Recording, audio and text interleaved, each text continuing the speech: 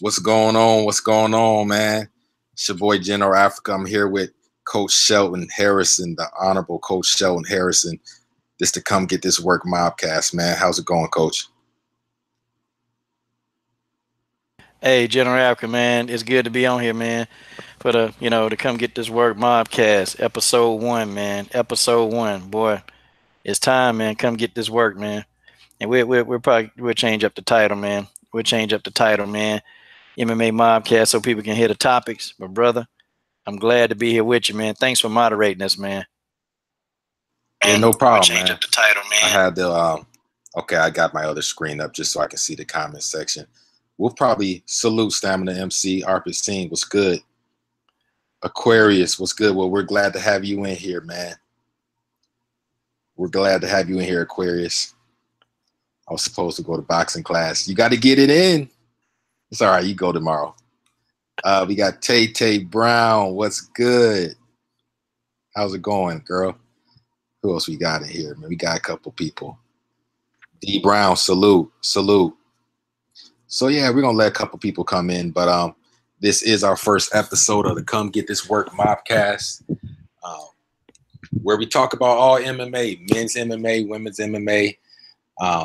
You can come in here. You know, we don't have as much censorship and stuff. You can just speak your mind. And so if you haven't got a link already, you know, make sure you put your email down, and we can get you in here to go.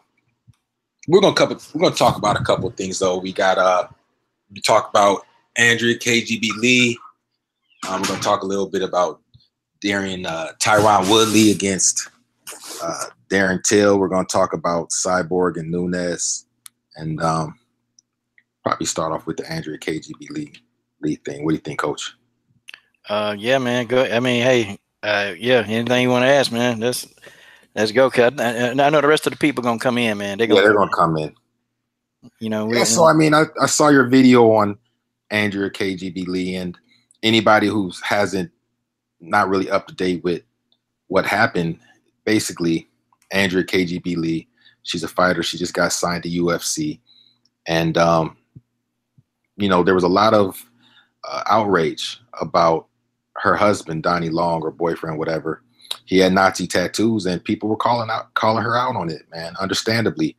And she got some flack because she was calling people sensitive mofos and stuff like that. And you had guys like me and Coach and a lot of others. I'm not gonna say it's just us, but we were some of the main people out here saying, look, an individual with Nazi tattoos, an individual that, you know, flaunts something like that, that's a dangerous individual. That's somebody that probably has some issues outside of racism also. But a lot of people didn't want to talk about it. Well, now it comes out that he's been beating her.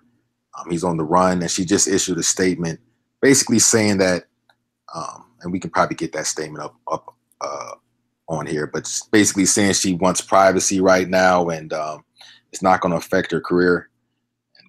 And what do you think, Coach? I mean, you know, man, this girl ignorant as hell, man. She ignorant, and I feel bad for her. I feel bad that she is that ignorant, but I don't feel bad she's stupid. You know, I just like, what the hell was she thinking? What was she thinking, man? Like, I mean, like, like it's not funny, man. It's not like a laughing matter, but you know, I keep telling y'all, man, this is a ride or die chick. Okay, Andrea KGB Lee is a ride or die chick, man. She ride or die. Listen, man, this girl, you know, and see, y'all got to learn how to read, man. Not saying y'all can't read, but you got to read every word. Okay, you must read every single word.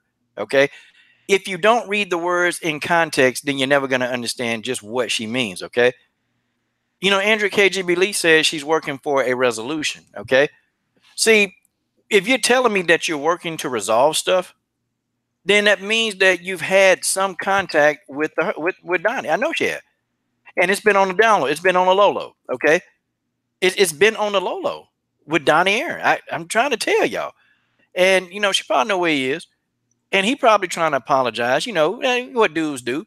They sit back, they try to apologize, and you know all this other mess, man. But you know, I hope she's not this dumb, man. I really, really hope that she is not this dumb.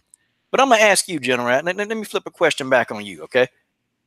Go ahead. Okay, so why? Okay, first of all, why do you think, man, a guy like Donnie Aaron would abuse? It seemed like they happy. You know, it just the photographs looked like they were very happy. I mean, why do you think he would abuse a woman like Andrew KGB Lee seemed to be like a sweet girl, except for she condoned those tattoos. But that's a subject for another mobcast. Why do you think, man, that Donnie Aaron would go to abusing this woman? Yeah, man. That dude's dumb as rocks, man. He's dumb. Like you talked about, man, this guy, he has Andrea KGB Lee, right? So, I mean, she's, some guys probably think that, would put her above others, but, she's not ugly. She's a seemingly attractive girl, probably 20 years older than her. Ride or die, like you said, loyal. This girl came out defending this guy when he got caught with Nazi tattoos. Like you said, that's somebody that's going to stick with you through thick and thin, man. That's somebody that's going to ride with you till the wheels turn off. My only explanation is this guy's stupid, man. He's stupid.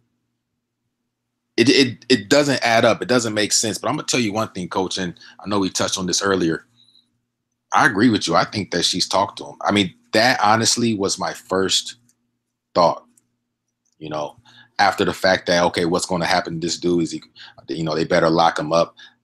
And I don't know about this. I'm not saying that this is factual, but I believe that she's probably spoken with him. It didn't seem, like you said, read every word. And there's a lot that you can take from just a comment on YouTube or a post on Instagram. It's a lot of information you can take from that other than what you see on the surface. And I did not get the impression that she's going to move away from this guy. And like you said, a lot of women that are dealing with domestic violence and whatnot, they're trapped mentally, psychologically, stuff like that.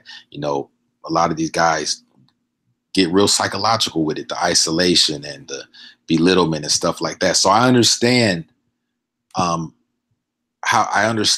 hard it is for somebody like her to exit the situation. But if she were to get back with this dude, that's just dumb as heck. That's just how I see it, man. Yeah, man. I don't know what the deal is with her, man. God dog. Hey, okay, now we're gonna have Channel MMA with Jay. She gonna come in, man. And remember, guys, we can be, we don't have to be as, because the kids don't really know about this anyway. So I'm this is a neutral site. So guys, we can pretty much let loose. Okay, we can let loose. You guys can. You don't have to be reserved, guys. Y'all can. Hey, we're gonna drop some heat today. I mean, we're gonna drop us a little heat, man. Oh, but yeah. Wait a minute. That's my girl. Is Jay up in the building?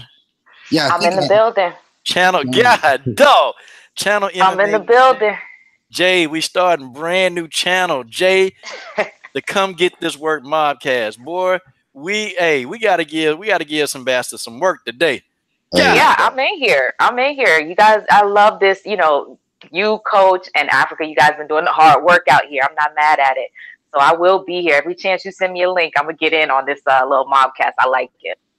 Okay. Channel MMA with Jay. One of my favorite MMA channels. Okay, Arpit Singh, you get a link. Hey, man, you get a link. Hey, General Africa, he said, okay, I got him. Okay. All right, I help you on it. Yeah, Arpit, okay. I got Arpit. All right, Arpit. Yeah. Hey, man, we don't want to hear all that background noise, man. We don't want to hear all that, man. So make sure you're in a quiet spot, bro. I love you, man, but hey, man, nah, man. Okay, I done sent the link. Okay. Is that the champ or? Oh, who is calling? Who's calling the coach? Okay, George. Remember, you got to click the link. Okay, I'm gonna send it again to you, man. Okay, yeah, boy. I see my boy, man. Hey, we finna get some work in today. We're about to get lit today. All right, my girl, Channel MMA with Jay. Yeah. What's up, Coach? What's up, man? Jay, I want to hear your thoughts on this Andrea Lee situation, man. Andrea Lee, right now, she's you know what? She made her bed and now she's lying in it.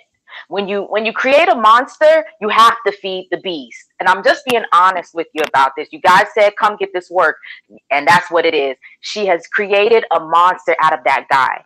when you're dating somebody or you're married to somebody, you got to be able to kick the truth to them every once in a while. Maybe not in public, but in private, you need to pull them to the side and say, I had your back, but you really fucked up. And she never did that. She never did it. And now look, and it's sad. I hate to say it because I'm a woman, but it's sad. But now it's time to feed the beast. That's the thing. When you create a monster, they get hungry. They get hungry. So this whole situation with her, thank you for the thoughts and the prayers. It's like, okay, great. I hope that she gets past it, and I hope that this guy does not. I hope he doesn't kill her. To be honest, I hope he doesn't kill her. I hope he doesn't put her in a space where she can no longer be a fighter, which is what she wants to do. She's made some stupid mistakes in terms of the whole KKK thing and calling people sensitive mofos, but everybody can get past, their indiscretions. Everybody can get past their inequities. But, if he does something serious to her, then she's done, basically. She's done. So I hope that she knows where this guy is at. It's too many stories that you hear like this. She knows where he's at. So she already got into an argument with him. She's tired of his ass. That's what it is. She's tired of him. That's why she got into this argument in the first place. That's why she went that far. So it's like, you know where he's at. You really pushed. You went there. You're tired of him. You want to get rid of the guy. So it's like, okay, go ahead and get rid of him. Turn him in. Just turn the guy in. He's garbage. He's not doing anything for her career. He's probably the reason why she was on steroids anyways. Yeah. And Chow MMA with Jay, folks, and she made some great points. And I'll be honest with you also. I think that, and it's not to say that every relationship that there's a huge difference in age is like this, but I get the impression when I look at her and Donnie Long or whatever his name is, Donnie whatever, that he looks at her as one of those people where he probably controls a lot of aspects of her life. I'm just going to be honest with you. And she probably worships the ground this guy walks on, man. But at the same time, this is the bed that she made and now she's living in. I hope that she gets, some type of resolution in this situation. But if she goes back to that guy, it is what it is. I'm throwing up my hands and I'm saying, hey, it is what it is. Because you've got people that will have your back now. I put all the Nazi stuff to the side. I ain't forgetting it now. I ain't no fan of Andrea KGB Lee. But when it comes to domestic violence, all right, I don't stand for that. So she has people who are going to have her back. She just needs to be able to step up to the plate and make it happen. But is that the truth we got in here? Yep, that's me. It's me. Truth, man. How's it going? How's it going, brother? How's it going? It's good, man. Glad to have you on, brother. So what do you make of this Andrea KGB Lee statement? And do you think that she's actually trying to get away from this guy, or is it she's just a whole bunch of fluff?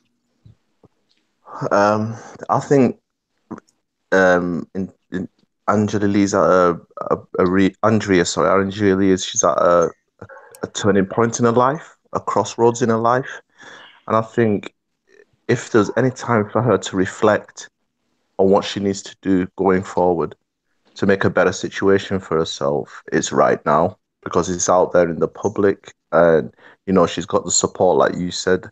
I don't condone domestic violence whatsoever. And I think, no woman should ever have to experience that. I don't like her as a person because of all the KKK stuff and the things that she's been involved in. But no woman on this earth should ever experience what she's experienced.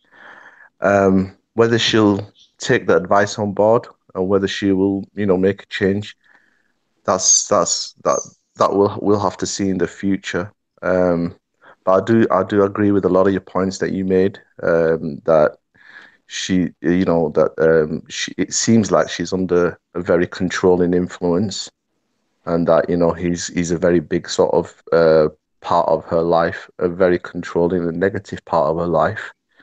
All I can do is, I wish that she gets into a situation that she's away from that man, and that she really reflects upon her whole life and her whole being, and she makes some changes. But until then, I hope that she's safe and that she moves forward with her life. But as a person, I have no respect for her. Yeah. And I'll tell you what, and this is real talk, all the people close to her, family and friends that knew about that she was getting abused and didn't say nothing, they're part of the problem, man. And Yeah. if she gets back with this guy and they're not raising hell, that's an issue. And I'll call them out on it. People should call them out on it, man. But we got George in the building. What's good, George? Hey, I want to speak on this. Years ago, my mother and my father, their relationship was not great. My father was, God rest his soul now, he was an asshole. And he put my mother through hell and high water. And, my mother had to raise me and my 5 brothers and sisters, and plus 2 grandkids. And my sister, her first marriage was like that. Her husband, he was abusive. He beat on her. One time, she ran to our house. She lived like miles down the road from where we stayed at. And me and my brother wanted to run to the house with a hammer and an axe. And my mom said, no, don't do that. Because last thing she wanted to do was lose her 2 boys to jail. I don't respect any man that hits a woman. I mean, it's one thing if she pushes you, but as a man, you have to have self-control. That's probably a lot of young cats now. You can't, here's the fact of it. Some of them, when you raise, depending on the woman, if you're raised by a woman, sometimes a woman will tell you, a woman can't raise a man to be a man. And sometimes men, we gain traits from especially we raised by our mothers, feminine traits. So if with me, I had lucky. I had my uncles and my granddaddy and a couple of men in my life taught me some stuff, and my older brothers. But some guys, I don't, this guy, he has a father in his life. I don't know how come he ended up like he was. I mean, his father must have done it. Because sometimes you don't do these things on your own. You have to learn from somebody. Yeah, and a lot of these guys that I've noticed that end up abusing their partners, a lot of them were kind of spoiled when they were young. Not saying that happens all the time, but a lot of them were, and they're used to getting everything, right? So that's why you wonder, like, look at this guy like Donnie. He's like, man, this guy had everything. It was so good. He just had to mess it up, man. It don't make no sense, man. It don't make no sense. Well, what's good, Arpit? I see you in the building. Yep. What's going on, man? What's your thoughts, man? I think Andre KGB should leave this man because once who can kill somebody is very dangerous to himself and to others. So I think right now we don't know what's going on, so I can't comment on it. But I think this man is totally dangerous for himself and for others. So I think she should leave him and move forward in her life. Well, you heard it here, folks. That's Arpit Singh. Put it simply, man. Shorty need to leave him, man. Well, yeah, we're gonna transition a little bit. I'm gonna tell you right now, Nunes Cyborg, they're gonna be fighting. When is it, Coach? Hey, man, we got to start reminding me of the date. It was supposed to be September the 8th. I had September the 8th in my head. Who wants to smoke? Coach, let it go. Let it go. Oh, you can get the smoker. Now it's December. Now it's December the 29th. How are we going to explain this? Like I said, Coach, like I was telling when I was talking with the Truth and Ruby Queen earlier, she's superstitious. She's taking that same time. That's the year she beat round about that December, like maybe 2 years ago. That's when she beat Ronda Rousey, and she's thinking, oh, that's the day where she wants to beat Cyborg. She's not gonna beat Cyborg. It's gonna be 2 years since she beat Ronda, and she's thinking, okay, let me fight Cyborg on that same date. I think it was like December 29th, about December 28th. It was, yeah. Yeah, and that's December what it is. 30th. Yeah, about that time. Because that's about the time when she beat Ronda. And I was working that night at the club when that started that fight. I was rooting for Ronda, but she just got pieced up. I mean, Ronda took a beating. Her being saved her life. I've been sick of time. I think that was the second fight that he was there for, get a butt whooping. So I mean, go ahead. Yes, sir. Yeah, we'll start off with you, George. What do you think if you're Amanda Nunes? What do you do, man? What's your game plan? Because I know you wanted to you didn't make it on last night. What's your game plan going up against Cyborg? Basically, do WWE, get a chair and bring him into the ring. Come on. Well, we all know that Manners she's a black belt in BJJ, right? And Cyborg, I think she's a purple or something. I'm not sure. I forgot which one. And I think if she can get to the ground and maybe try to hold Cyborg and get her a submission, if she can get a submission, she can probably take it. Her stand-up is good, but compared to Cyborg's, no. It's like I kind of see it kind of like almost like Ann Wolf versus Layla Ali. That's where I see it. The fight that could have happened. I think Layla stand-up could not compare to Ann Wolf stand-up. That's why she never fought her. And that's always disappointed me about that fight because, her father, who he was, the greatest, Ali was the greatest. He fought win, lose, or draw. And your daughter goes and take your mantle, and then either her or her publicist or her management decided not to have to fight with one of the most, which I would consider Ann. I consider her like maybe the Ken Norton for her. Or maybe, maybe if she had beat her, could be maybe like George Foreman, but she decided to, just say, no, I'm not going to take it. And I think somebody said that they offered her $2 million to fight. That's what Ann Wolf said, but they could have dug up, $3 or $4 million for it. And just to follow up, George, when I first heard about this, I heard it from Coach. I was surprised. I'm not going to lie. I was surprised when I found out that Nunes was going to fight Cyborg. Do you think that, and then I'm going to pass it over to Coach. Do you think that, what do you think, like, let's get into this. What do you think really made Amanda Nunes step up? Do you think that she's tired of the fans talking? Do you think some of the pressures get into her? Do you think it's money? What do you think really? Because I didn't think that she was going to fight Cyborg anytime soon. I think it was the pressure from UFC because she's not that liked. It's also money because she has to take care of Nina and drive around in that nice little RV to keep that going. And she knows there's no one right now to fight. Other than maybe Holly Holm. And that fight, it might happen eventually, but ain't gonna get the money like it should, knowing that everybody knows Cyborg's the big draw. So she might well just go ahead and take the payday in the butt with it. Right. I'll pass it to you, Coach. What do you think? What do you think got Amanda Nunes to get in this octagon, man, to face Cyborg? Do you think it's money, or you think it's pride? What do you think? And what would you do? Just go over it again for the fans. Oh no! Sounds like a comic book villain laughing.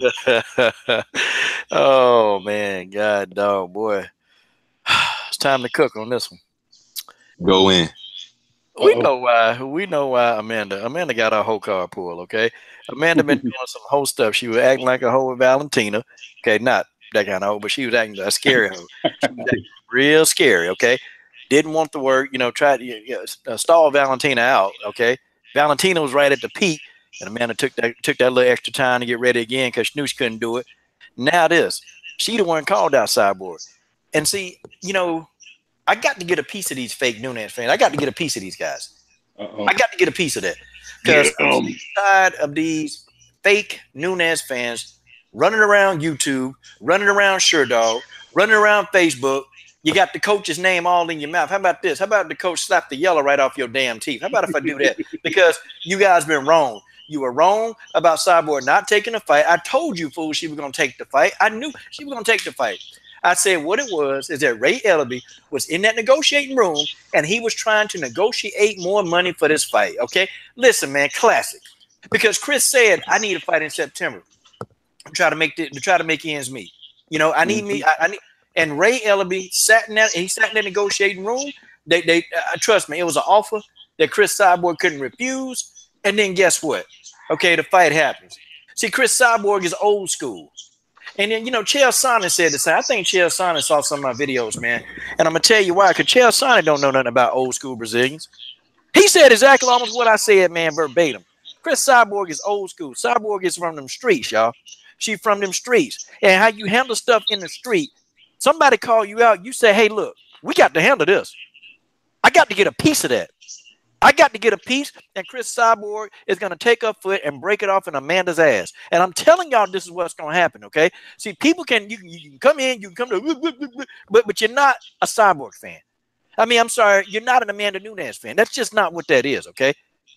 I got information for days to debunk these guys, okay? I exposed Amanda right here on this channel.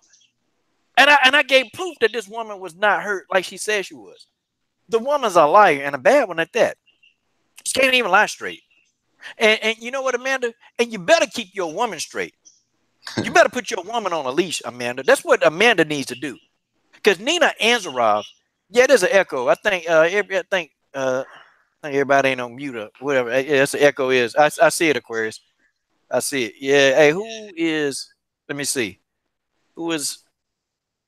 Okay. Yeah, there it is. There it is. I can talk all the junk I want now. Hey, I'm about to be done. I'm gonna pass the mic over, man. Amanda Nunes, she better get it together.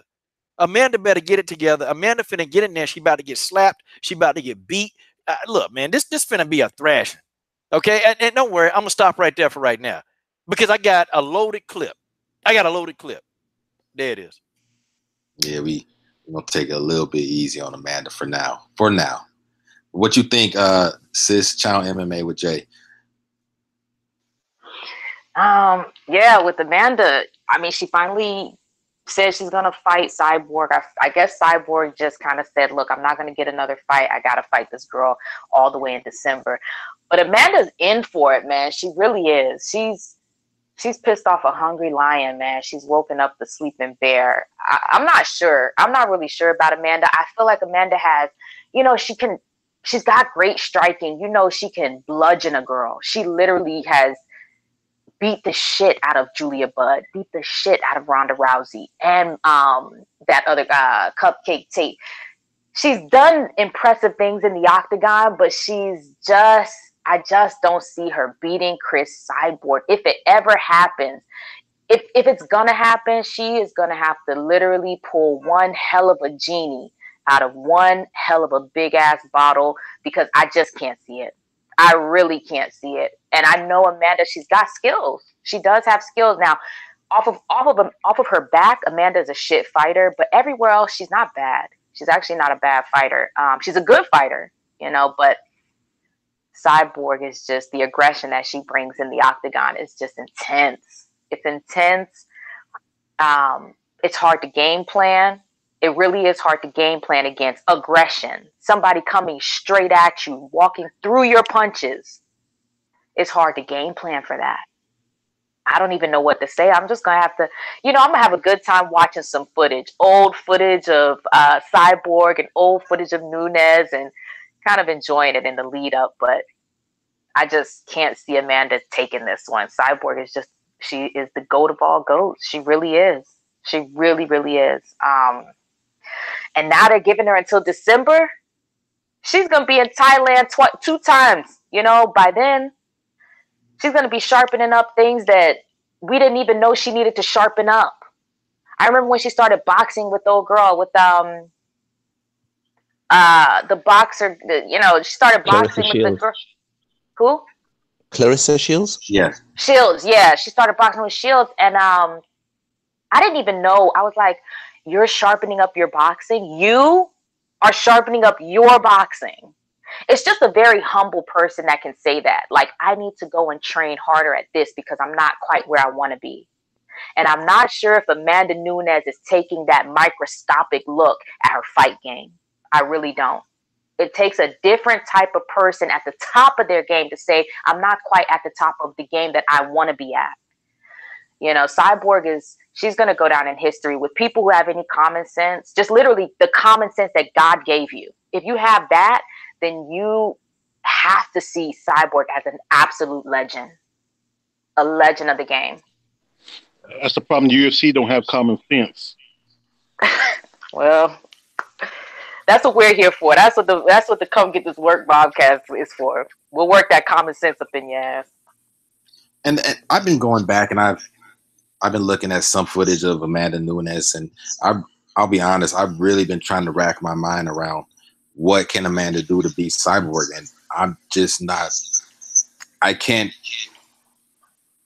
formulate how she'd be able to get Cyborg, because one thing about Amanda Nunes, and I said this last night, Amanda Nunes is very, very kind of straight up and down fighter, kind of come forward, and she's not the most mobile. And Coach brought up some great points about Amanda Nunes getting Cyborg to the ground. That is, Cyborg does have some weaknesses on the ground. She does. My thing is that, is she going to be able to keep her there? You know, how long is she going to be on the ground? She's going to have to hold this girl for dear life, man, because Cyborg is strong. Amanda Nunes is a big girl. She is. But Cyborg is a whole nother level. I think that ultimately for Amanda Nunes to win, she'd have to probably try and go for a decision over Cyborg. I'm going to be honest. She can't stay up too long on the ground, because if she gets clipped by Cyborg, she's going down.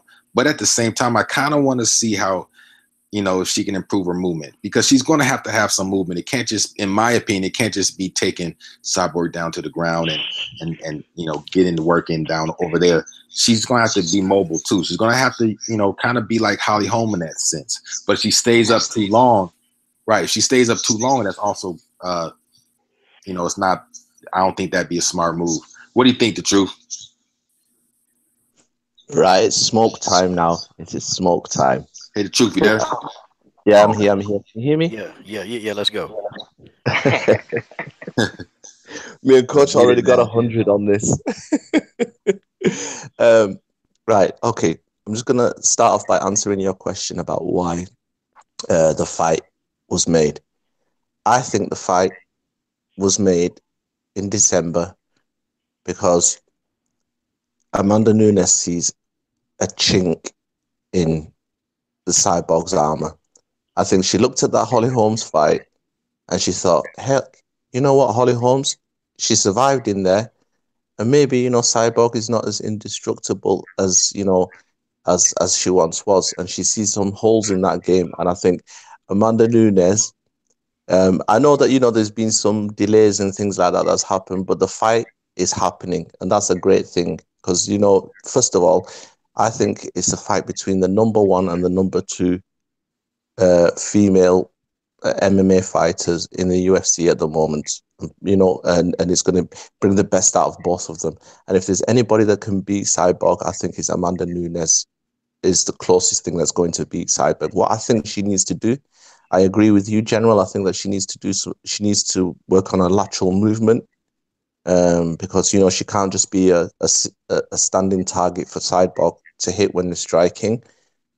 But Amanda Nunes, I think, does have the power to trouble Cyborg. She has got that one-hitter quitter. I mean, she has got good punching power, and she's also got the ability to take it on the ground and possibly, you know, do some damage on the ground as well. I predict that there's going to be a shocker here. And I predicted this before as well. You know, when there was the Valentina fight, people were saying Valentina's going to win.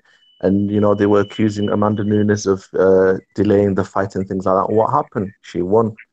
I think Amanda Nunes is going to stop Cyborg, and it's going to be a shock to the world. And it's going to be one of those Muhammad Ali moments. I shook up the world. And you're going to see, you know, the coach referred to, you know, her girlfriend. Her girlfriend will be jumping up and down, you know, saying, I told you so. I told you so. No, her girlfriend. You took a left turn somewhere. I'm not sure how you were explaining it so well, and then all of a sudden you took a left turn somewhere, a hard left. Dude, get your GPS back on. Get your GPS. You been watching too much Rocky. Hey, I did it, Dina. Just turn it off, calibrate it, and then turn it back on. It'll work properly. Her girlfriend, her girlfriend gonna be jumping up and down. Of course she is.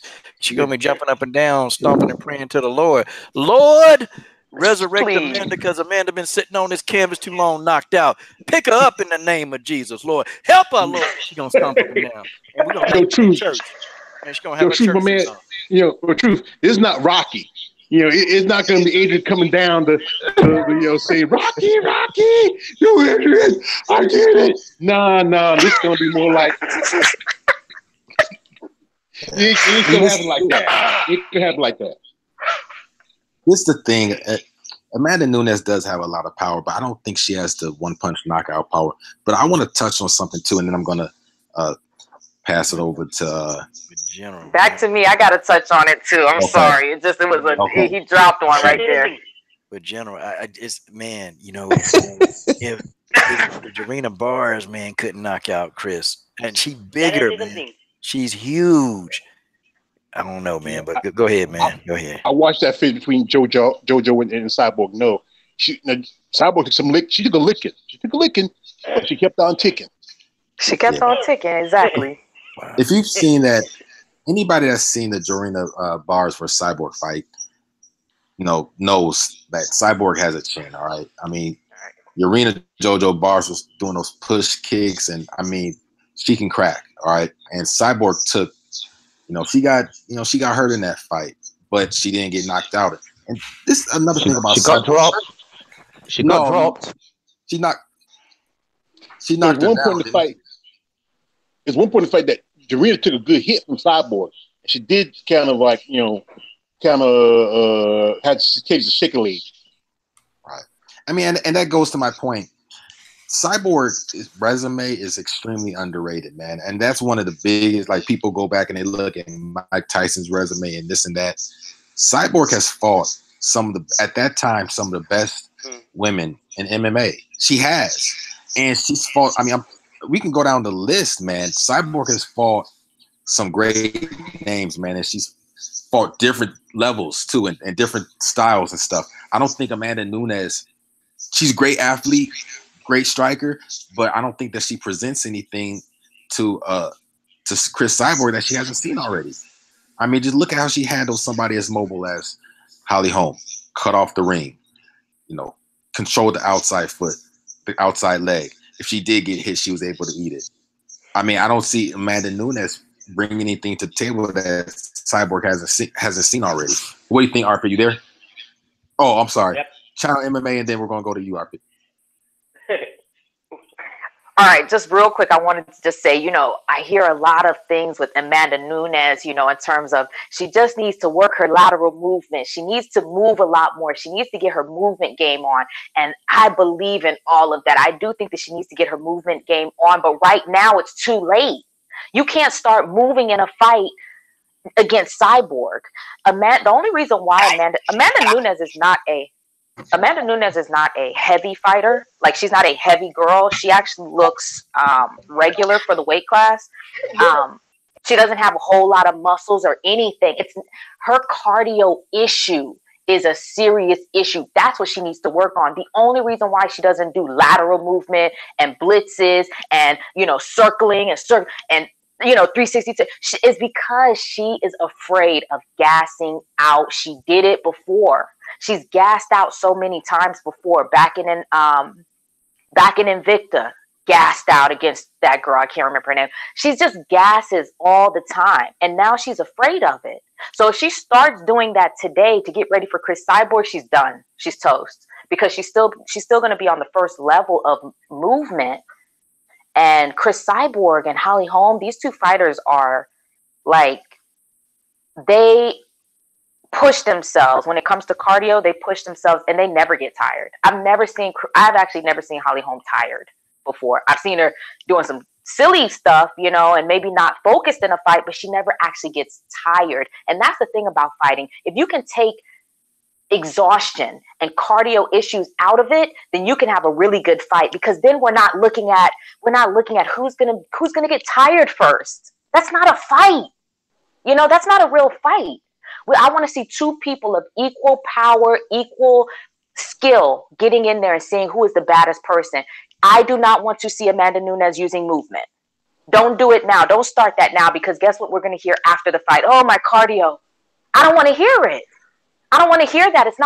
We're not running marathons. She didn't gas against Valentina, though. I think she answered a lot of cardio questions in the second Valentina fight. She didn't. But No, please, no.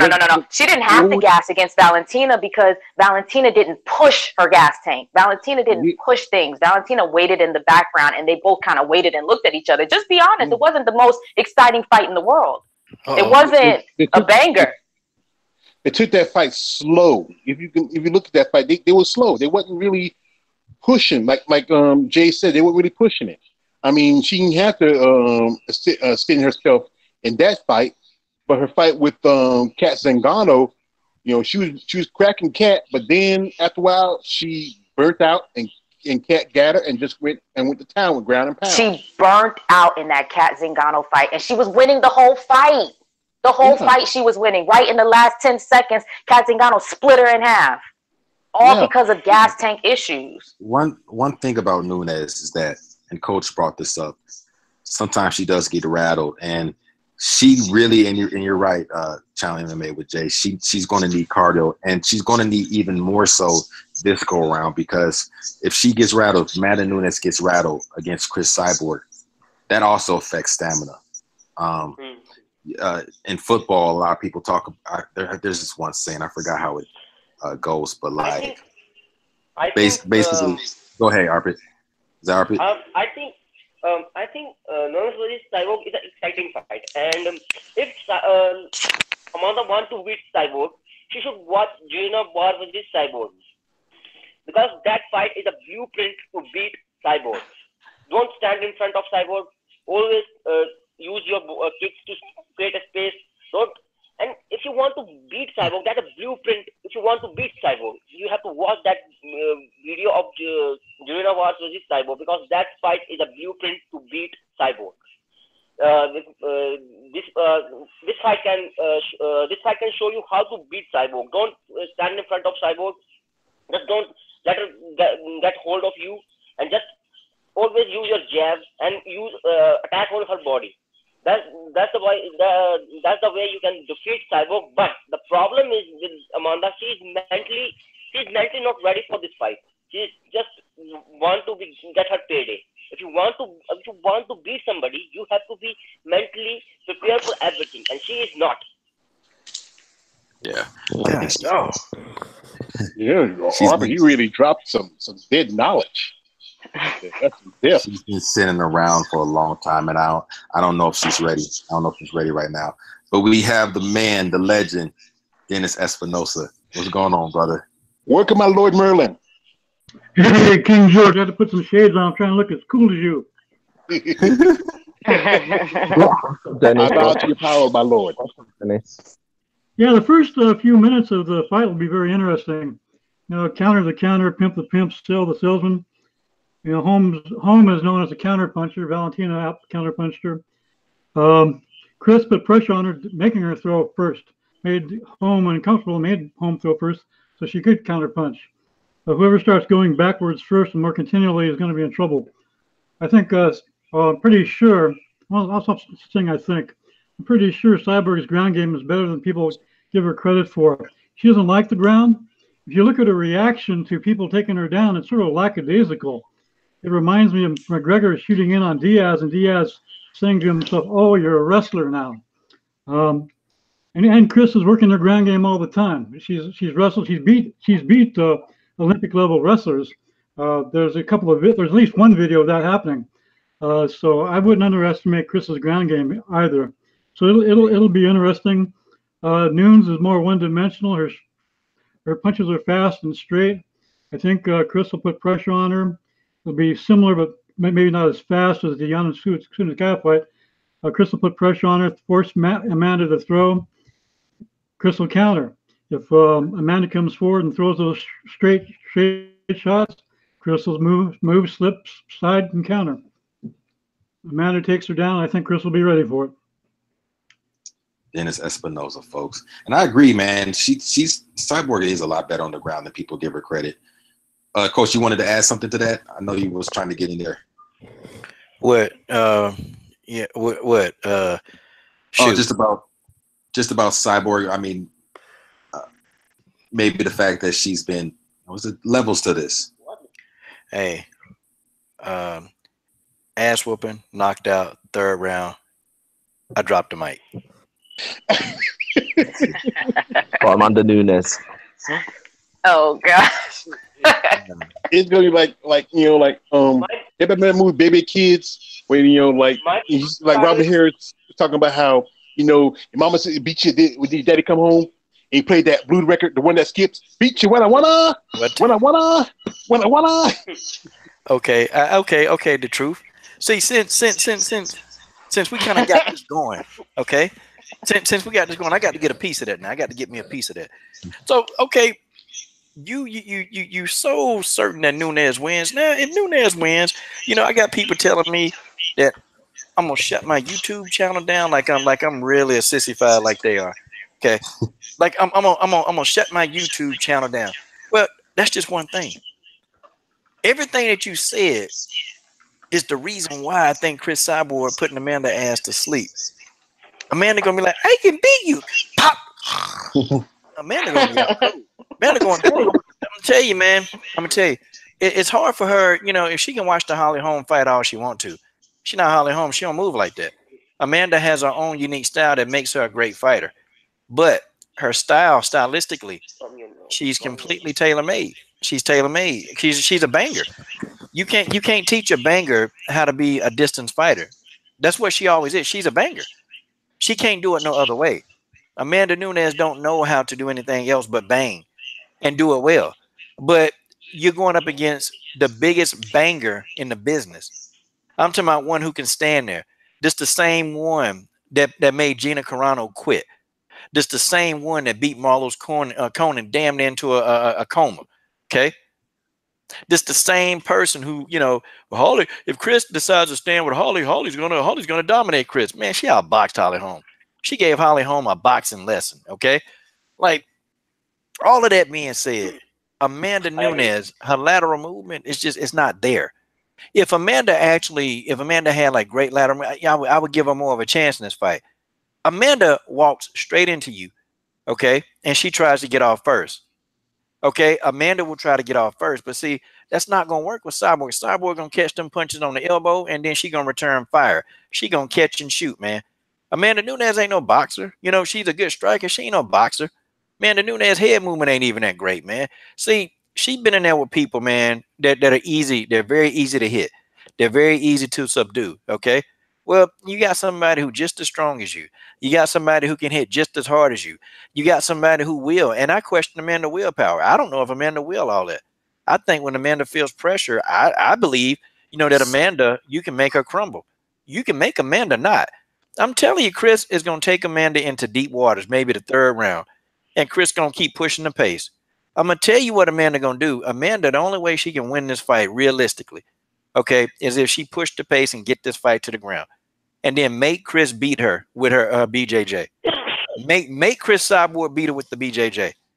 But, I think Chris going to be ready for that, man. Because, I'm just looking at training regimens. Amanda, she's fighting against the people at, American Top Team. Man, Chris traveling all over the world. And I'm going to tell you, it's going to be a slam dunk case. If Valentina Shevchenko go into camp with Chris Cyborg, if she decide after her fight with Nico, if she go into camp with Chris Cyborg, hey, it's a slam dunk case. Just like they say with the DA. Oh, it's a slam dunk case. Okay? But I give Amanda a chance, though. If she can, because see, one thing, though, if Amanda could get this fight to the ground, then that means Cyborg can't hit you with her full force. That means Cyborg got to try to hit you, and if she on her back, well, she can't hit you as hard as she on her back. That's just a fact. So, Amanda may try to save stamina by taking Chris and just holding on the ground, See, I can see Amanda trying to do something like that because she's not going to be able to stand, man. I'm telling you right now, if Amanda Nunes stand in front of Cyborg for any length of time, Amanda Nunes will be going night-night. And I'm talking about very, very quickly, okay? She is going to get destroyed. Okay, she couldn't even knock out Valentina. This whole theory that, well, Amanda going to knock Cyborg out. Well, I mean, come on. Valentina's a smaller woman, man. She couldn't knock out. I mean, she couldn't get she couldn't get Valentina up out of there. You really think she's going to get Cyborg up out of there? I don't know, man. I can't see that. I can't see it. I just can't see it. Yeah, I don't see it either, Coach. And I mean, look, so most of us believe that Cyborg's probably gonna be leaving soon. Valentina went down in the weight division. The truth, I'm gonna ask you this question first. Who do you think on the current roster at bantamweight presents the most trouble, or who could possibly beat Amanda Nunes right now? I know you got some names like Juliana Pena's back, got Ketlin Vieira, Kat Zingano's back. I don't think she gets smoked by Nunes, but I mean that's yet to be seen.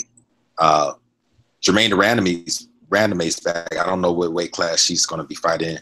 Who do you think can present the most trouble to Amanda Nunes? I was just saying, I think it was a couple of streams ago that, Ketlin Vieira was talking about how Holly Holm would be a tougher fight. I think that Amanda Nunes would be a much tougher fight than her. So what do you think? I think Vieira is probably the woman to watch in the bantamweight division. I think she's hungry. She's coming up. I think she presents a lot of problems as well to Amanda Nunes. I think, and she's confident as well.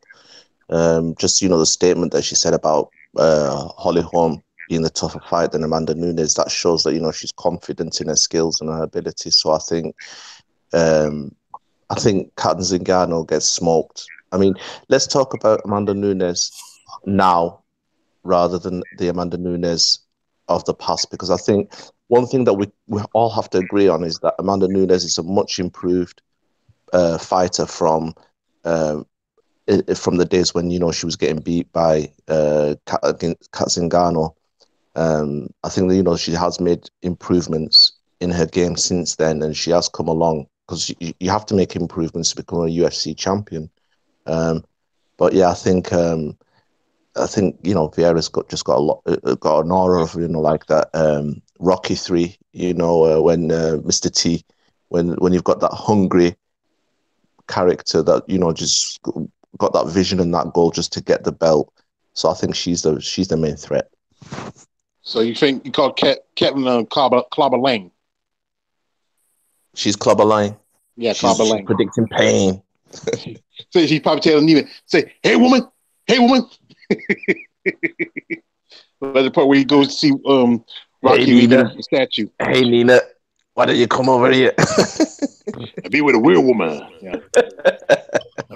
My feel is, I got to give. I'm not so much of a big Holly Holm fan, but I have to give it to Holly. I think Holly, her foot movement's better. She's not fat footed for her to use to be a boxer, and that head kick. That's her secret weapon. If she holds back on it and shoot it at the right time, I think she can put Amanda to sleep. I think Holly's confidence is gone though. I think a lot of fighting is mainly mental, and it's about psychology. I think it's not just the physical attributes, but the mental attributes. And I think Holly's been in a lot of wars, and she's come with quite a few losses now. And I don't know. I'm not sure. I think that Holly's not the same fighter that she was before. She's drinking a lot lately too. Hey, so guys, hey, man, we done talked about this, man. Hey, y'all ready to get into some of the men's bouts? I'm ready for that. Yeah, let's go. Jay was like, "Yeah, let's go." I mean, we can talk about Amanda Nunes every single Mobcast until December. I'm not mad at that at all. But yeah, we can get into the men's bouts.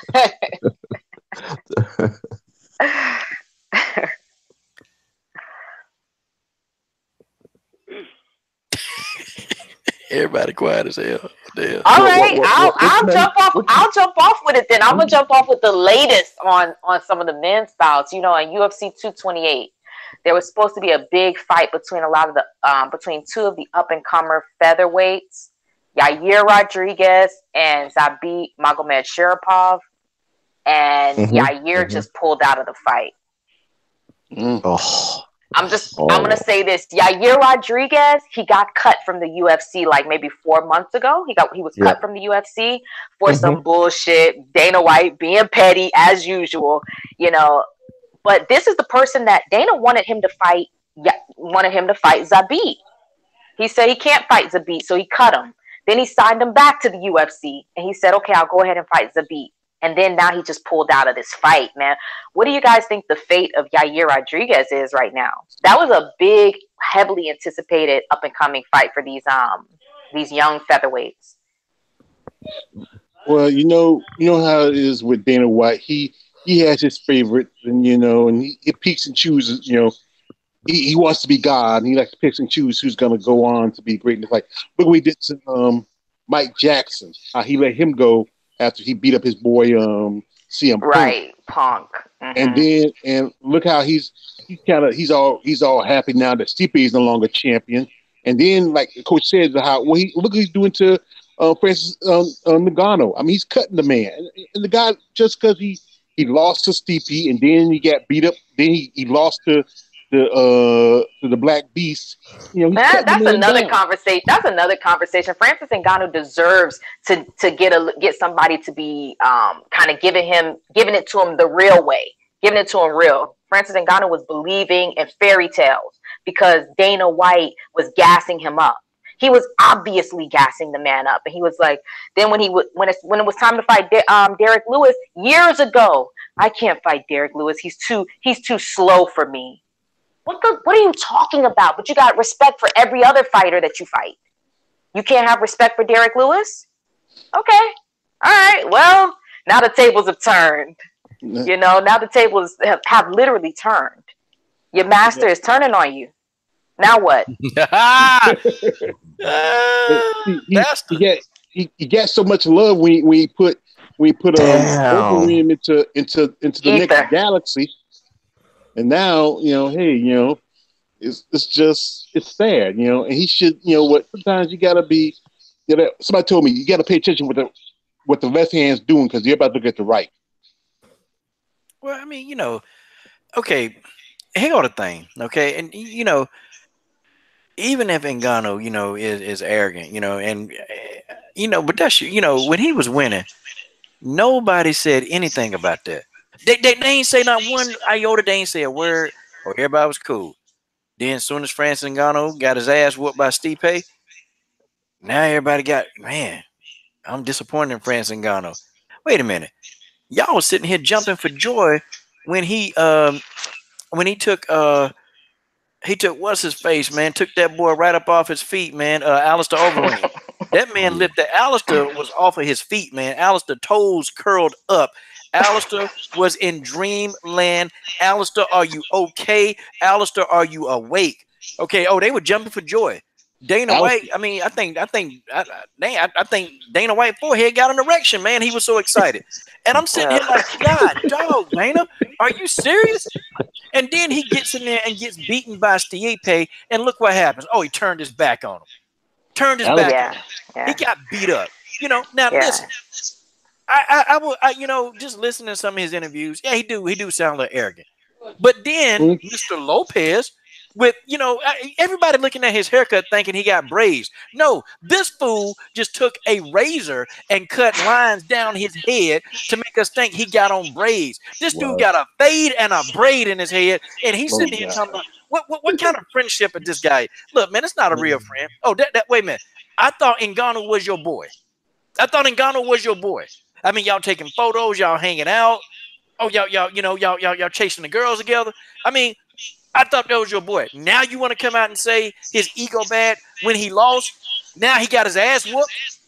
Now you want to say his ego bad? Hey, man, that dude, man, look, I get me another trainer. I get him out of there, man. Get him out of there. Yeah, and when you brought that up to me, that was kind of my first reaction too, man. Like, if you know that the guy that you train has ego problems, why are you just bringing it up now? Like, it's nothing for a coach to say, oh, well, this player's struggling, but I'm behind him. It's criticism, but that it's from the right place.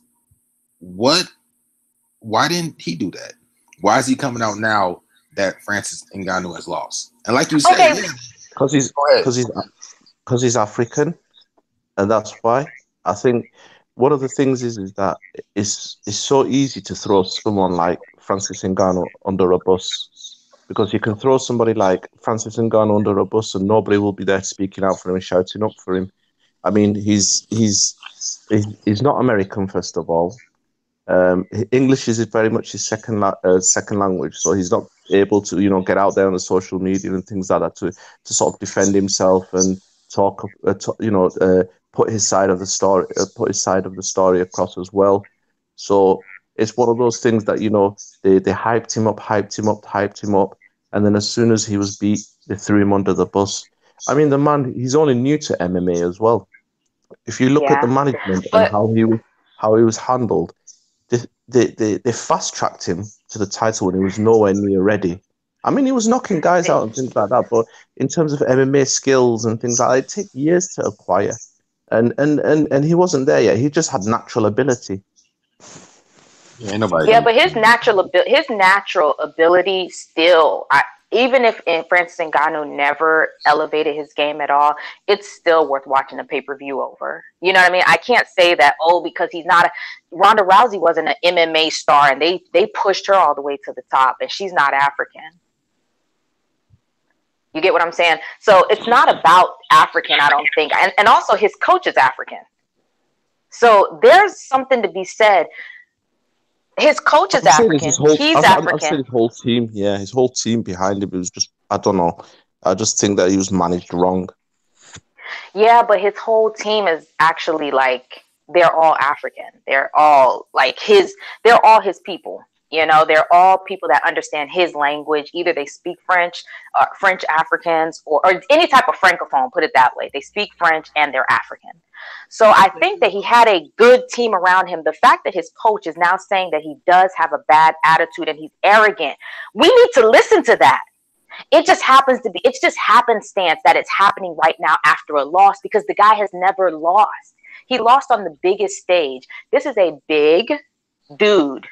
Typically when I see big dudes, you think nobody probably messes with that guy over there. He doesn't have to deal with people trying to punk him out or anything like that, because he's a big dude. He is being punked out right now on national television in America. That's embarrassing. And I think that Francis Ngannou was having a bit of a meltdown. He went on national television and said that he was afraid, and he took the fear of the Stipe fight into the Derek Lewis fight. There's something to be said about that. I don't know a lot of black men that would say, on TV that there was this fear. They don't talk about fear. They'll say anxiety. They'll say, anything else. But Francis Ngannou is truly melting down because he truly believed in what Dana White was giving him. And I don't know, and I hate to say it like this, but Francis Ngannou believed Dana White because Dana White was the American dream to him. Dana White sold him a dream. And we all know, everybody here know Dana White full of shit. But to Francis Ngannou, it looked like the next step up. It looked like maybe he could continue to further help his family and continue to further see success and these are real things that people want every day in their life. It's not about fighting to Francis Ngannou. He's like, I want to help my family. I want to help myself. I want to build. Yeah.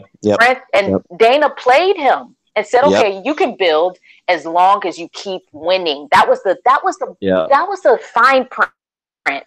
You just keep knocking people out and you can do whatever you need to do. In America, we know that. Whenever somebody signs, I've signed my contract. When I started working at my job, I signed the contract. I said, okay, yeah, great. I'm going to work here for this amount of money and blah, blah, blah, blah, blah. The fine print is you have to continue to keep all of your clients happy and to keep them up to date. That's the fine print. They don't put that in the contract. But we all know that, because if it doesn't happen, you're cut. I'm sorry, you're fired. You're out of here. But Jay, I got a question. I had a quick question for you. How can somebody look? It's 2018. This dude got a flat top. This dude got a 1998 flat top. How the hell is he afraid of anybody? Okay, this dude got died, and he got he got that. I don't even know if you remember the group. Yeah, remember that song? I Got the Power. Oh, you mean? I Got the Power. Yeah. That wasn't organized noise. No, who was that? I would tell you. Why you do like that, Coach? When I had my project graduation, that was the song I used on the video. It was me and two of my classmates, and I danced that song. Man. And did my presentation to Snap. Got the power. I got the power. But Francis Ngannou, he'd be like, I got the power. I got the power. Now, Dun, dun, dun, dun. now, Come on, man. yeah, Come on, dude. Big, no, the group big coach. Francis Now, Ngannou sound like the black Ivan Draco. Man, come on, man. This dude got a no. 1998 Yes, flat he top. dies. He dies. He got the flat top. He's got the look. He's coming back. Francis Ngannou is coming back. He just got to work out his. He got to learn the He way is that coming Fight back. things those work. demons. He got Well, he got to Big fight the as he is, demons. big as this dude is, he talking about he's scared. Come on, man. Hey, no, You know but what? hey, You know coach. what? Hey, coach. This dude Fear, finna turn into fear. Anthony Joshua. That's what he turned. Hey, hey, fear comes to anybody. You know, you got to figure. Even Dante White, Wilder got to be afraid sometimes. Man, But but he see, still Deontay works Wilder through it. go in there and drop the hammer, man. Yeah, he Look, got the see, hammer. we down. But can't still, we he's can't compare. afraid. Nah, man, we can't compare this guy to Wilder. Wilder got in We real can't. trouble. No, we can't. Wilder got in real trouble against Luis Ortiz, and he Mhm. could have gave up, could have got scared. No, Wilder held on, and Yeah. he came back and knocked out Ortiz. Yep. This Yeah. guy, he didn't hold on. This guy Yeah. took the ass whooping. This guy fell to the ground. This guy got in there with Derrick Lewis, was afraid to But engage. Okay, he's nowhere near in the league but of a Deontay Wilder. I Stop know. that. But coach, at one point, coach, you got to think about it. People thought he was. And it is all depending on the fighter. If that fighter has enough confidence to believe himself that you know what, fear is not the option, they work through it. But You see, know, and like listen, I said, that's what Dante did. But George, the difference between him and Deontay already experienced losing. He got a Mhm. bronze medal in the Olympics, so you got to remember that. So Deontay Yeah. Wilder know what that's like. Mm. Look, Francis Ngannou don't know what that's like. He went in there and he got dealt with, okay, and he didn't know how to handle that. See, Deontay Wilder Yeah. know how to handle losing. He's already Yeah. lost. And I'm, They got two completely different mindsets, okay, two completely. Like Deontay and Wilder I'm would gonna have break it never. down, Coach. Deontay Wilder Coach, would have And never I'm gonna let break it Dana down, White Coach. abuse him like that. Yeah. Deontay Wilder would have said something because he not working for a slave master. Deontay Wilder worked for himself. Yeah. But like I say, he's Deontay learning now, Wilder. coach. He's learning now. Sometimes Deontay you Wilder. got to learn the hard way. Coach, And I think you raised an important point with the 1998 flat top. And hear me out here. Hear me out. Yeah. The 1998 flat top tells you a lot about everything about Francis Ngannou. The man was homeless in France. He's not had no media training. He's not, used to this celebrity lifestyle. So when he lost against Stipe and the whole world started clowning him and everybody was calling him a hype job and, Dana White threw him under the bus and things like that, he wasn't prepared and he had none of that sort of education to handle those sort of things. And it takes a very, very strong man to come back from something like that. And maybe, because we're just looking at him from the outer side, but inside he may be, not built that way. He might be a person that gets flustered very quickly. He feels the pressure a lot, and he crumbled. So I think we've got to cut my African brother a little slack there. Well, I'll tell you this. I don't know. I haven't done I don't know his whole story and whatnot, but from what I've gathered of Francis Ngannou, I don't think he's afraid of necessarily a fighter specifically. I think that what Ngannou fell victim to, or what affected him, is that coming from another country, this guy he believed kind of like the false dreams that Dana White was, selling him. See, we know that we know a snake oil salesman when we see him here. We know the fast Eddie Hearns and the Dana Whites and these guys with these mentalities, these slave master mentalities, all that. And I think that Francis Ngannou kind of, they made him the Wonder Boy. They were gonna send this guy up the track. They're gonna have him fight everybody. What he didn't know was that as soon as he lost, you're not gonna be able to lose like other people. You're gonna get more criticism. People are gonna call you a bum. People are going to say you have an ego. People are going to say you're a narcissist, whatever. The certain type of maybe negative flaws that it would come out far further down the line with, say, a Ronda Rousey or somebody else like that. No, you're going to hear that now. And I think that more than being afraid of a fighter, I think Francis Ngannou's afraid of losing. I think that he's afraid of not being kind of like the guy, the man. Because you look at this dude, dude has muscles all over the place, like Anthony Joshua, man. What is this guy afraid of? Well, that tells me that there's something more. It's not the physical, it's something mental that he's going through right now. I agree. Yeah. Do we got Anybody else wanted to add to that? I mean, even if you look at the way that people look at people when they lose, if you compare him to, say, if we move over to boxing and we look at Lomachenko, his loss now, nobody talks about it.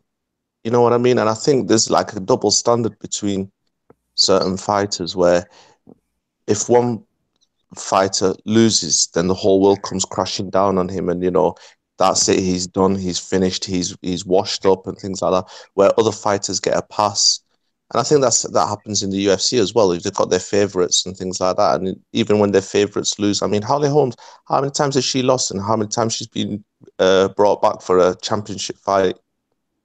So there's inconsistencies in there, I think. Exactly. He brought up a great point with Lomachenko. I mean, the guy has 10 fights. He literally lost to an Uber driver. No disrespect to Salido. He's an Uber driver. And you had these people coming out calling this guy one of the best they've seen since Ali. Now, I've been tough on Lomachenko, okay? But one thing I respect about Lomachenko is that he's not delusional, and he doesn't, he's not delusional. He gives respect where it's due. And he'll tell people, hey, look, slow down, man. Stop comparing me to Floyd and comparing me to, I'm not on Terrence Crawford's level. I'm definitely not on Floyd or any of the guys' levels from back in the day to Ali's. And it's just been ridiculous. If some of these other fighters kind of had that mentality and say, hey, slow down, man. You're hyping me up a little bit too much. I think that'd be it'd do better for him, man. But yeah, so we're on the dudes. We're on the dudes right now. So let's transition over to my boy. Well, he ain't my boy, man. You're cool, but Tyron Woodley, man. What an introduction. Yeah, he ain't my boy. Let me call him. No way. Hey, Coach, we go with you first, man. I mean, I was just looking at some footage of Tyron Woodley, man, and I noticed some things about him. I noticed some holes in this game that I didn't see before. First off, okay, look, great athleticism, good counter puncher, good with his feet, great at taking takedowns. I mean, I saw the Damian Maia fight, man, and that Tyron Woodley was stuffing those takedowns like it wasn't anything, man. One thing about him, though, is that Tyron Woodley can be hit. He can.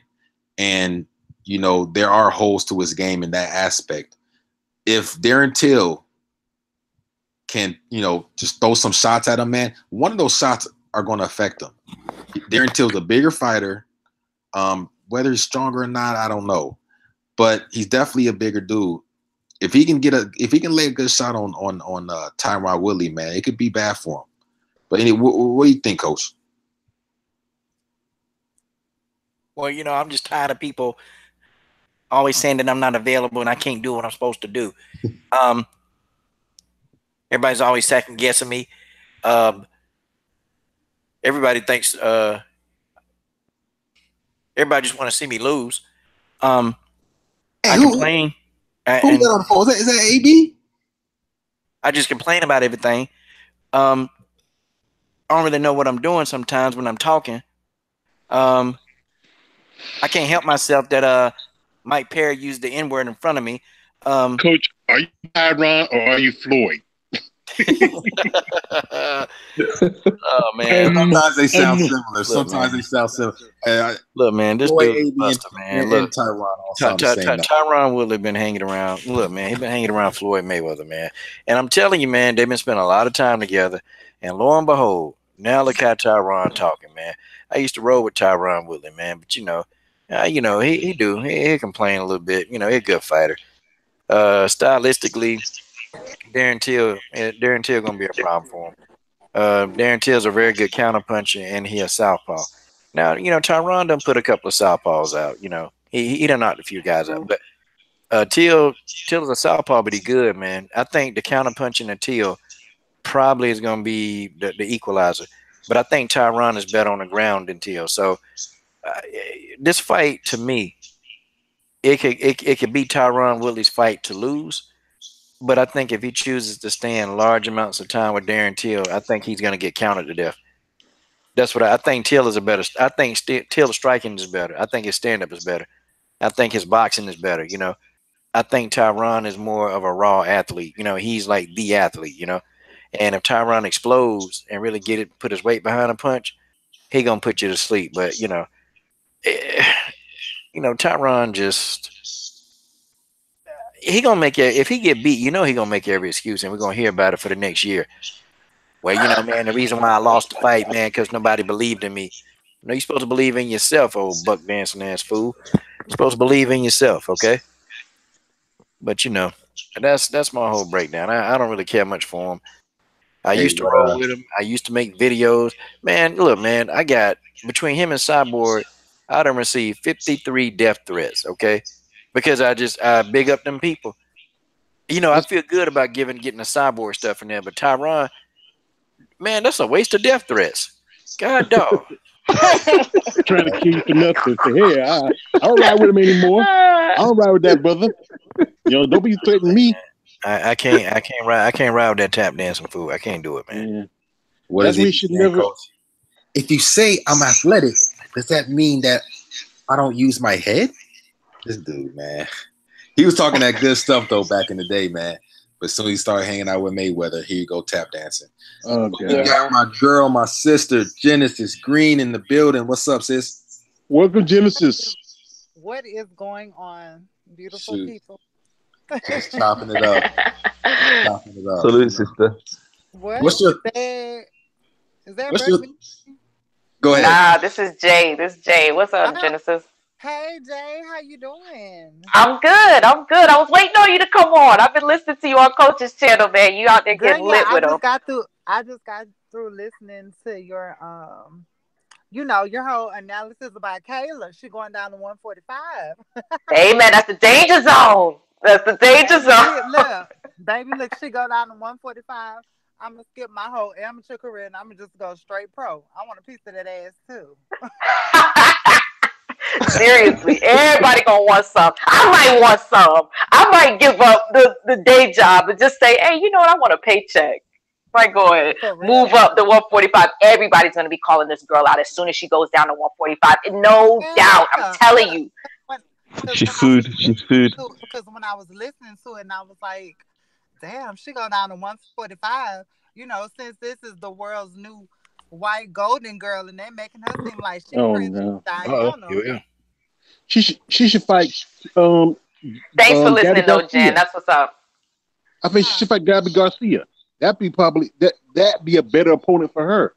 Baby, Gabby can't even make 175, so that would never happen, baby. I was gonna say Gabby can't get with Kayla at the moment right now, where she's at 155. Yeah. Gabby Garcia better stick to kicking them damn old ladies in the face. Yeah. Up and and Gabby too shady. Yeah, she's too shady. Those eye pokes. So big. Yeah, hey, don't be talking about. I would kick Gabby in the behind, man. Don't be talking about Dennis's girlfriend. Talking about who girlfriend? Dennis's. Oh God, dog. That's man. Yeah, Dennis Mr. Dennis. Back in the building. What is Mr. Page saying? He said, "I'll chime in for this one." He done got mad. Oh, y'all talking about Gabby? No way. If she Gabby. Cook him, Dennis. He's like TJ when we talk about Claudia. She was nice looking until the steroids, man. The before and after pictures are just amazing. Yeah, now wait a minute. She's on PEDS. There's no physical proof that she's actually been on PEDS. It's not been documented. Oh, I'm just saying. Coach, she's either drinking allegedly. Coach, she's either drinking horse piss or something. Yeah. But you know what to say that she's that big, and I've actually studied her. To me, and y'all can say whatever y'all want. We can actually argue about this comment I'm finna make to say she's that big and all this and that. To me, she's not really a good fighter like that. She's really not. No. I BJJ good though. Yeah, her ground game good. Think about her stand up and stuff. It's just like it's real sloppy, and she fights like a big bully. You know what I'm saying? She's just like. See, the problem with her is that she's probably heavy though. I mean, See, the problem with Gabby is that her opponent selection, they're not really big enough to actually damage her. Like she fought against Veronica Fortina, who she's a decent striker, but Veronica, been fighting in shoot box. She ain't really had no MMA experience. So she got in the octagon or the ring with Gabby Garcia, hitting Gabby. Gabby looking at her, like, oh, okay. And then Gabby got in the ring with one of them old ladies. She punched Gabby Garcia. Gabby just looking at her, and then she just come in wildly because they can't defend that. Her toughest fight was probably against Leah DeTapia. No. Oh, wait a minute. She didn't fight Leah DeTapia. Yeah, Crystal. Crystal was scared. What's the one where she got all wild but she won? It was like that black girl she fought. Oh, she was scared, man. She ain't even want to do. I was about to interview her, y'all. I about to interview Crystal. Hey, you know what? Let's interview. And she took that ass whooping. She didn't want to interview no more. I'm like, well, hey, it's all good. But Gabby, yeah, she just big, man. She can't fight. She can't stand. You right, Jens. She can't stand up. But Rick, think about it. If she actually is able to drop weight, and let's say she can make 160 or something, or even 155, I think people would tap that ass. Somebody would tap that ass. Definitely in her wins, she doesn't look that good. She doesn't have technique. She's horrible. Because remember when she fought, I forgot the girl name. It was like a long weird name, Yoka something weird. Yeah, the girl started kind of tagging her a little bit, and then she started windmilling. I'm like, damn, did we go to street fight? Look, Gabby Garcia, she must be from the streets, man, because something comes out in her head that, I call her can't get right, man. I mean, she's all right, but I just can't get right, man. She's a dirty fighter, bro. You got to go in there and fight fire with her, man. She real dirty. Gabby Garcia. I mean, that's what she was. Honestly, you hit the nail. She a street fighter. They, her and Chris Cyborg, they're notorious street, like they were street fighters. But Gabby was in them streets for real. Okay, and that's how she fight. Like and she still throw out the rule book. She don't keep to none of the rules. It's like, okay, you can be a street fighter, but like at least have some respect for your opponent. It's just okay. She gonna meet somebody. That's what I'm saying, though. Something doesn't. Something doesn't connect. Like what? Even if you're a fighter, right? The average fighter, just something is going to go off in your head. Be like, okay, maybe I shouldn't soccer kick this old Japanese lady in her head. But that doesn't happen with Gabby Garcia. She doesn't make that because she can't get that old mentality out of her head, man. Or maybe I should learn some technique. Yeah. Now we had hard guys that fall all the time in the streets, and they come out for wrestling, and there's probably only one or two that were worth a darn. We'd wipe their butts on the mat all the time. She's a dirty fighter. But her day is gonna come. Just because she big doesn't mean she can't be beaten. Because you know what? Honestly, if you get somebody that's actually from the streets too to get in there with her, I mean somebody rugged, Coach. You know what I'm talking about? Somebody like one of us from the streets, no offense to nobody else, but some of y'all understand what the hell I'm saying. Somebody like us. Yeah, I know what you mean. If you put some good technical shit behind it, they gonna tear her ass up. If Josette can make maybe 165, she could be the person that can do it. No. Josette don't have enough experience on the ground. If she ever got the ground game, because they gonna take her down. It's gonna be the same thing like with Kayla. It's gonna be repeat. Yeah, they ain't gonna stand with Josette. They'll never stand with her. Because Gabby need to get to a realistic weight. That's what she need to do. She goes to we go have to you gotta get to a realistic weight. If she can get to 155, we might be able to see some good matchups where we can see her getting clipped up for real, skill for skill. Guys, I'm gonna give a commercial. Y'all ever seen Matilda? Yeah, I've seen Matilda. Oh, what Matilda? The movie? With the boy named the king. Don't she look like the principal? The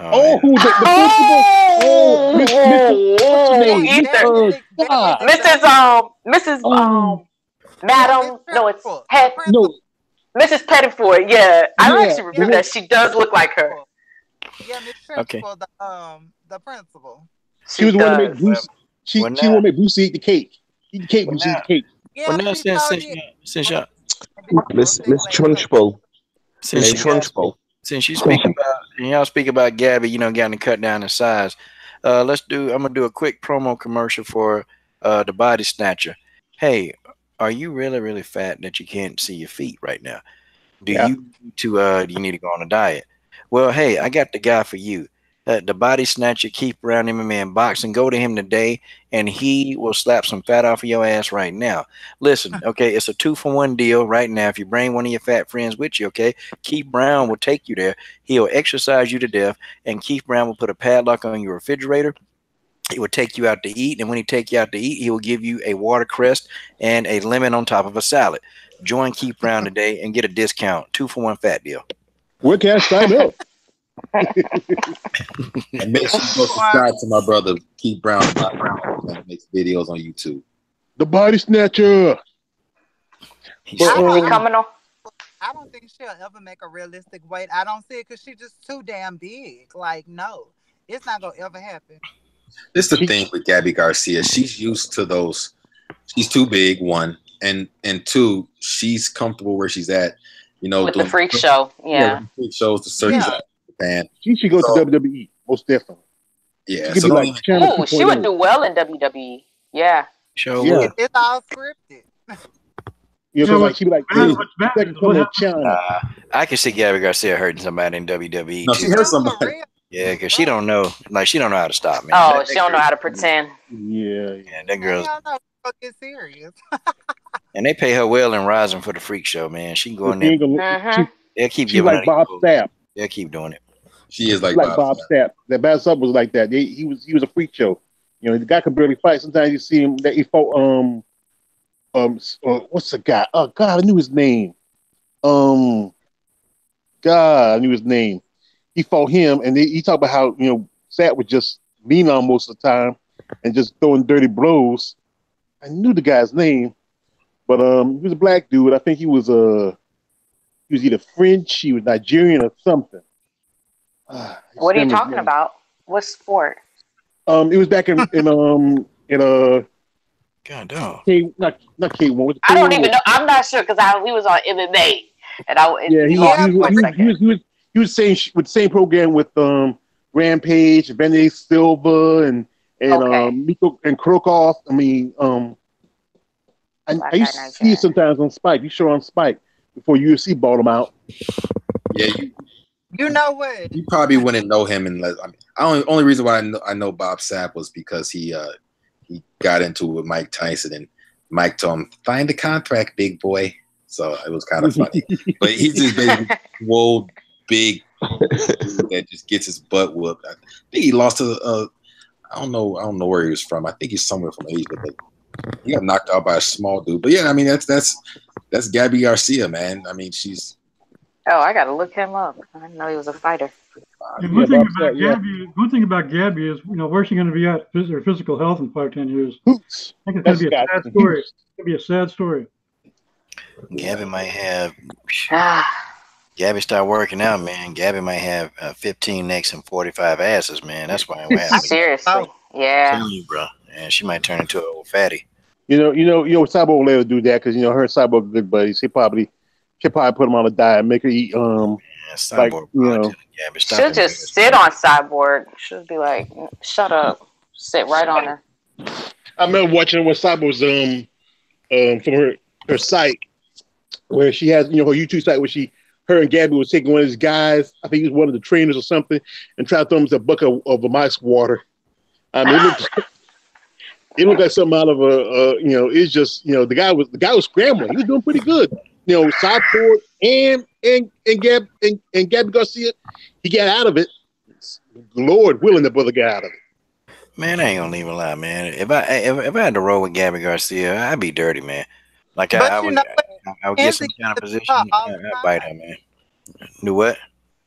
I said all the time that she rolled, Mackenzie done beat her plenty of times in them Brazilian Jiu-Jitsu tournaments. But Mackenzie almost lost her damn mind when she beat her. Oh my gosh! Yeah, but I feel like all of that might have been a little bit, I don't know, a bit of a work.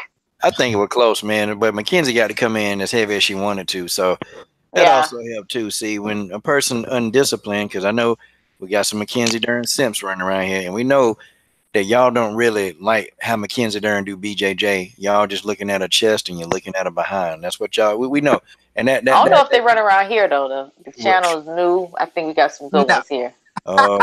See, we might have, we got a nice little crowd for this little channel, but you have one or two haters. They out there. Yeah, trust me, because they come to my channel and do it. They'll come here and do it because they they're too stupid. I can't wait till he gets beat. I can't wait till Mackenzie Dern gets beat. I'll be so happy the day that she gets beat.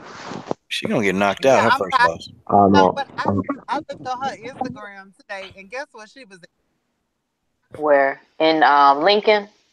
Girl, this bitch was swimming with the dolphins. I say, damn, what do you do with your life every day? I seen that. It's a whole vacation. It's a whole vacation with this girl. I'm like, she living like she a Kardashian or a Hilton or something. I'm like, girl, you need to be training. Yeah. She has two behinds. One's on her neck. Huh? I bet you dollar she's somewhere with Claudia Gadea. Drinking it up, kicking it up, eating cheeseburgers and French fries from out and in and out. Yeah, Mackenzie Dern. Now that's somebody who got the potential to be like overweight, like for real. Oh yeah. She missed weight for every fight. She missed weight for all of her big fights. Like I don't know if you guys know about her big, like one of the biggest finishes that she had in MMA when she turned that girl into a damn pretzel on LFA. That shit is highlight reel. That is highlight reel. She put the girl in an omoplata and then rear naked choked her at the exact same time. The shit was beautiful, but she missed weight for the fight. She missed weight, and I was just like, I'm trying to get behind your stupid ass. I'm trying to get behind you, but it's like this was beautiful. If she had made weight for that, she would have been out of there. Everybody would have been talking about her, but 3 pounds over, 4 pounds over. Yeah, she was. And who was that? Said we hating on Mackenzie. Not even close. Girl ain't disciplined. I can't remember. I don't know who it was. Man, you just hating on Mackenzie Dern. Man, boy, shut up. Nobody hating on Mackenzie Dern. She ain't disciplined. Yeah, somebody did say that. Nobody caring about no damn Mackenzie Dern. The problem with Mackenzie Dern is that I think if you could put together everything that is wrong with the UFC at the moment in terms of promoting women's MMA, it would be Mackenzie Dern. I mean, the fact is that there's girls there that are really putting the grind in, really, really good fighters, and they don't get the shine that she gets. And all of that is just because of the looks. And, the fact that, she looks coyly at the camera and she has this nice smile and things like that. It's not supposed to be about that. She's a disgrace. And she makes a mockery of the sport as well by missing weight, by not being professional, by not showing herself training, by swimming with the dolphins. She's everything wrong with the UFC women's MMA at the moment. That's the best way to put it. I want to hear, that's what we need to hear. In your British accent, she makes a mockery out of the UFC and out of MMA in a British accent. Like, you know what I mean? Seriously. You make a mockery. Anytime you hear a British guy say something, you can have the smartest man in the world. But if he comes from some place like Nutbush, Tennessee, he don't think he's smart. But you get a guy with a British accent, he may have a 5th grade education, and once he starts talking, you think you are Einstein. All right, hey man, stop hating on the British accent, man. Come on, chill. I'm just saying. Come on. It's not a hate, it's a point. Seem like the brightest bulb on a Christmas tree. You know what? You out of line. You a bit out of line. We love our Nutbush brothers and sisters, man. What you talking about? You know what? I knew it was coming. I knew you was gonna say some stupid shit. God. The name's Bond, James Bond. God damn. George Helbert. Hey, little money penny. But like I said, Mackenzie Dern, Paige Van Zandt, Michelle Waterson, it's a list of them. Well, I'll tell you what about Mackenzie Dern. I think Mackenzie Dern actually has, if she had more dedication, I think she actually has more upside than Kayla Harrison. I mean, Mackenzie, I don't want people to think, oh, I don't dislike her. No, I mean, but it's an issue when you're not making weight. But the fight against ABC, It was easy as 1, 2, 3. Yeah, pretty much, man. Yeah, but I don't know. Everybody keeps. I don't know. First, it was the truth. He made a hard left when he was talking about Amanda Nunes gonna beat Chris Cyborg, and now it's you, Africa. Dag, Africa. I didn't think he was gonna do it, but there is no way on God's green earth that Mackenzie Dern has a better upside than Kayla Harrison. This is one. Hell no. Well, Exactly. Kayla is Kayla Harrison. No, wait, hold on. Kayla Harrison has made it to Olympic gold. Okay, and this is not just training. She went through training, through the abuse from her trainer. We all know about that. She was open about that. So she went through all of that and still got gold twice. And now she's going through the toughest. I think MMA is probably one of the toughest, the toughest sort of test for you. She's going through that. And she's starting from the bottom. She's not jumping in it. She's starting from the bottom. There is absolutely no way that she has a better. I don't know if anybody else is going to jump on that bandwagon, but please don't. Please don't do it. Kayla Harrison is. Let me just add something to that. The reason why I'm not convinced yet of the Kayla Harrison bandwagon. She needs to do some the BJJ tournaments. I'll tell you why. Okay, and I could be wrong about this, but I'll tell you my thought process behind it. I get it, like she was a beast in the amateurs, but so often, not only just in MMA, but in boxing also, you got guys like Lomachenko, who lost to an Uber driver, had over 400 fights. If you do great in the amateurs, that's probably a signal or a sign that you're going to be good in the pros. But it doesn't always play out that way. It's a lot different. And I think that even though, in my opinion, Mackenzie Dern lost to Ashley Yoder, even though she lost to Ashley Yoder, and I think that loss against Ashley Yoder and that the win against ABC, I think that showed more than what Kayla Harrison has done in her 2 fights. I think that those 2 fights have showed more skills. Definitely, she has holes in her game, but I think it's so. All right. This is what I'll say. This is what I'll say. Kayla, go back and look at Mackenzie Dern before UFC. Okay, that fight against Ashley Yoder made everybody say, "What? Hype job." Hype job. The red alarm went off because she actually was good at LFA. Like I said, she turned that girl into a pretzel. Just watch it. It's 30 seconds. She turned a girl into a pretzel. One arm was out of its socket. You can see it. And she also had her in a rear naked choke. It was beautiful. And I'm not even a big Mackenzie Dern fan like that, but I do appreciate her BJJ skills. And I appreciate her skills. And she's young. Maybe she'll turn around, but I just can't see her having the same heart and the same push that Kayla Harrison has. I just can't see it. Kayla Harrison knew that she couldn't make the weight. She knew she couldn't make the weight, so she was responsible enough to say, let's take it at a higher weight so that I can just get comfortable and work my way down.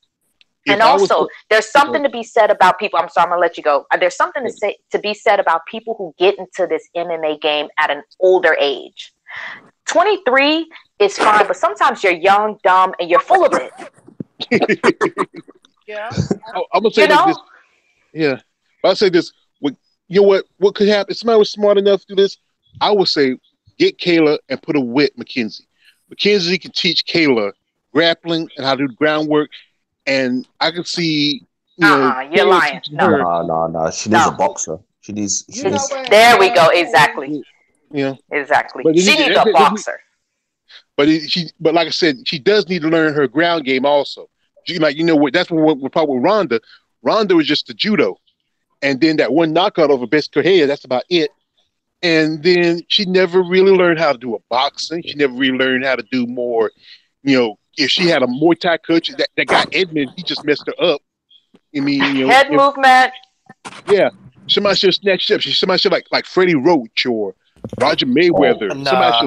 No. Freddie Roach get her knocked out, buddy. I don't know. Freddie Roach turned GSP around. Hell no. Freddie Roach get her knocked out, man. Come on, Freddie Roach got assistants that be helping him, man. That are more coherent than he is, man. Freddie Roach. Freddie Roach. You still had that camp. He did a heck of a job. He did a heck of a job with Manny Pacquiao. Got him put to sleep. Got him embarrassed. Man. Freddie Roach. Freddie Roach is overrated, man. Roger Mayweather was a good one. Roger would have been good. Roger Mayweather would have been, but he's No.